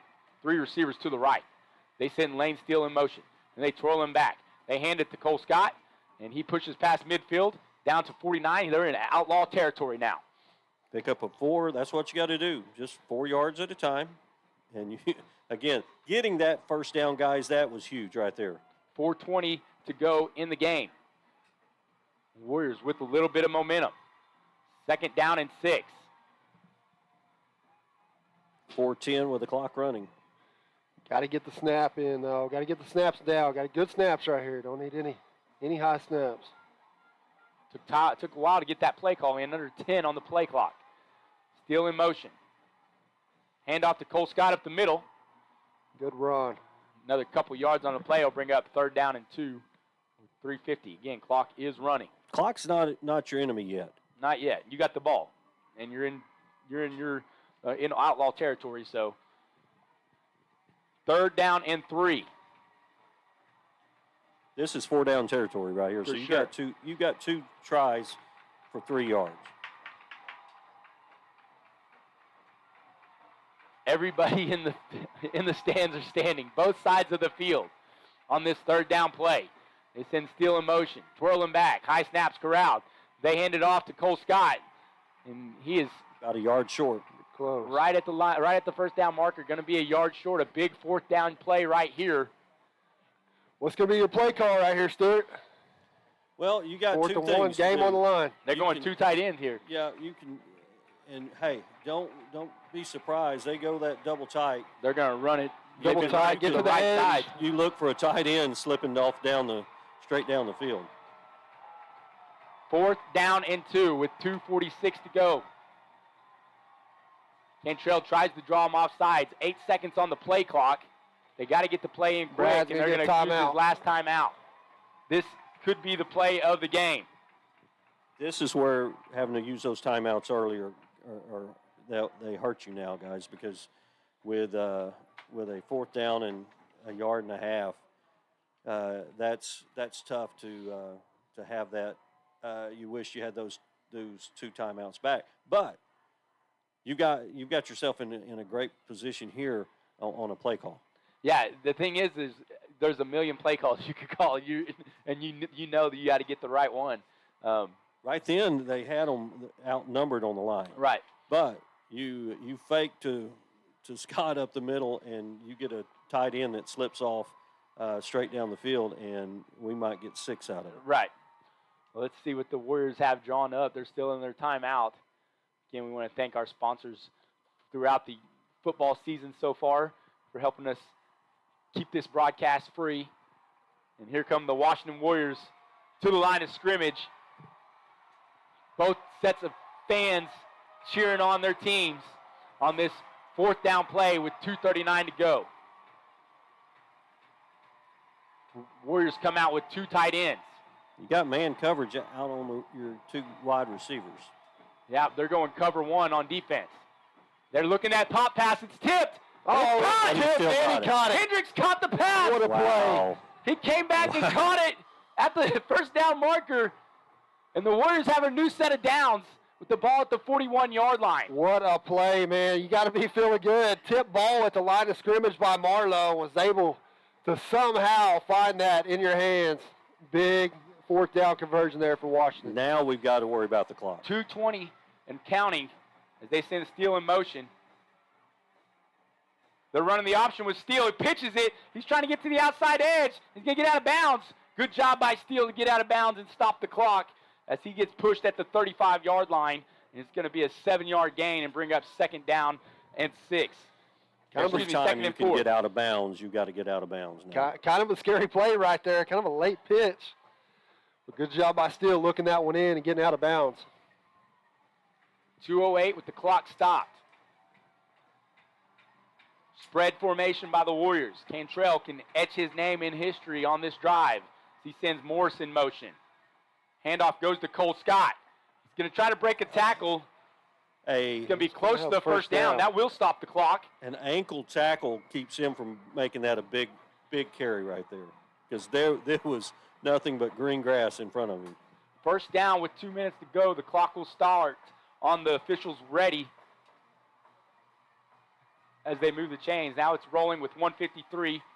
Got to get the play calls in. I'm going to take a shot to the end zone. When you got single coverage, I'm taking a shot. Watch out for Hendricks. He's only got 1 touch tonight.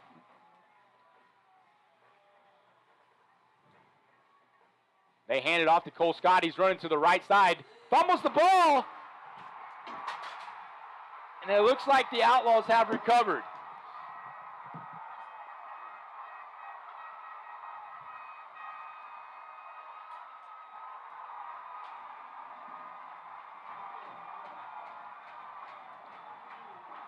Guys, that's the bugaboo, that he had a hole. Right. And it was just a rip. He had it on his hip, and they just ripped it as he went by. 1 minute and 30 seconds left to go in the ball game, and the story of this game has been turnovers. 3 turnovers committed by the Warriors and none by the Outlaws. As the Warriors get their defense lined up, Only thing you can hope for is maybe a bad snap. Seen our fair share of those this year.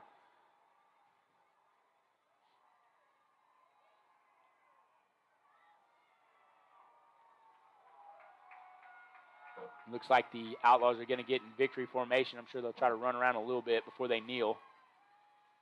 Now they get right down to the kneel. 40 seconds brought off the clock on each one. That's probably going to do it. Well, you're going to, yeah, because you got 40 seconds, and like you said, 3 on snaps. that last one, you'll have to eat a little bit of time, but that'll be 3 snaps will be 2 minutes, and they're already inside the 2-minute mark. But gotta give Marlow credit. They came out and executed their game plan. Was able to hurt us a little bit on those wide receiver screen passes, and then definitely the turnovers killed the Warriors. You gotta think that's gonna eat at them for a long time.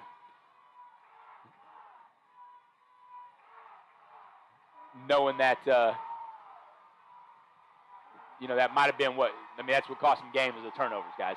Yeah, and we said that. We called it coming in tonight. We said it's going to come down to turnovers, man, and who can get stops. And like you said, three turnovers on the night kind of leads the score. One more snap should do it here at UCO.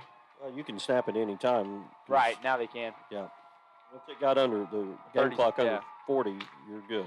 Now you got a feel for these seniors: Luke Hendricks, Kobe Scott, Rhett Vaughn, Sam Hegeman, Lane Steele, Reese Stevens, Lane Spalding, Ethan Montanez, Rope Scott unfortunately wasn't able to play because of an injury, Dom Jackson. They put a lot of sweat and tears. You see the emotions on the players for Washington, knowing that they were real close to getting a championship. Back to the Warriors. Came up short. Too many mistakes. Again, the Warriors did what they needed to do to put themselves in a situation where they had a chance to win the ball game. Their defense gets 2 stops, gives up one field goal. They miss a second one. Nothing to hang your head about. No, just keep your head up and good hard fought ball game. Guys, TJ, you just said you called off seniors. These Warriors, Marlow's moving to 3A next year. Yeah. Right. These Warriors probably going to come out ranked number 1 in the preseason next year. Right. Right. Lose a lot of skill position players, but at Washington football, tradition doesn't graduate. They'll keep it rolling. They won't rebuild. They'll reload. You just feel for them, for those young men out there, because you see how much they've worked and the pride they brought to the community and the school, and they made a lot of people in our town proud with the effort and the class that they've displayed throughout the year, and back-to-back seasons to the state championship. Like you said, there's nothing to hang your hat on, but they feel bad and wish they could have brought a gold ball back to Washington. Yeah, and we call it. I know I told you this, TJ, before the year started. And I didn't see this team making it that far, size-wise. But man, the heart, the grit in this team, man. And about halfway through the year, I've told Coach Beller this, and this, in my eyes, this might be one of the best teams to ever come through this town, man. They're good, hard grit team, and man, keep fighting. They found a way to win last week. Went through a little adversity and made it here to the state championship. And like you said, hats off to Marlow though. Good ball club, and like you said, they had what it takes to come home with the gold ball tonight, and we'll roll it into next year. We'll take a short break and we'll talk about the statistics on the evening. Warriors fall to Marlow 17-13 in the state championship game in UCO. Near Cellular. It's no secret.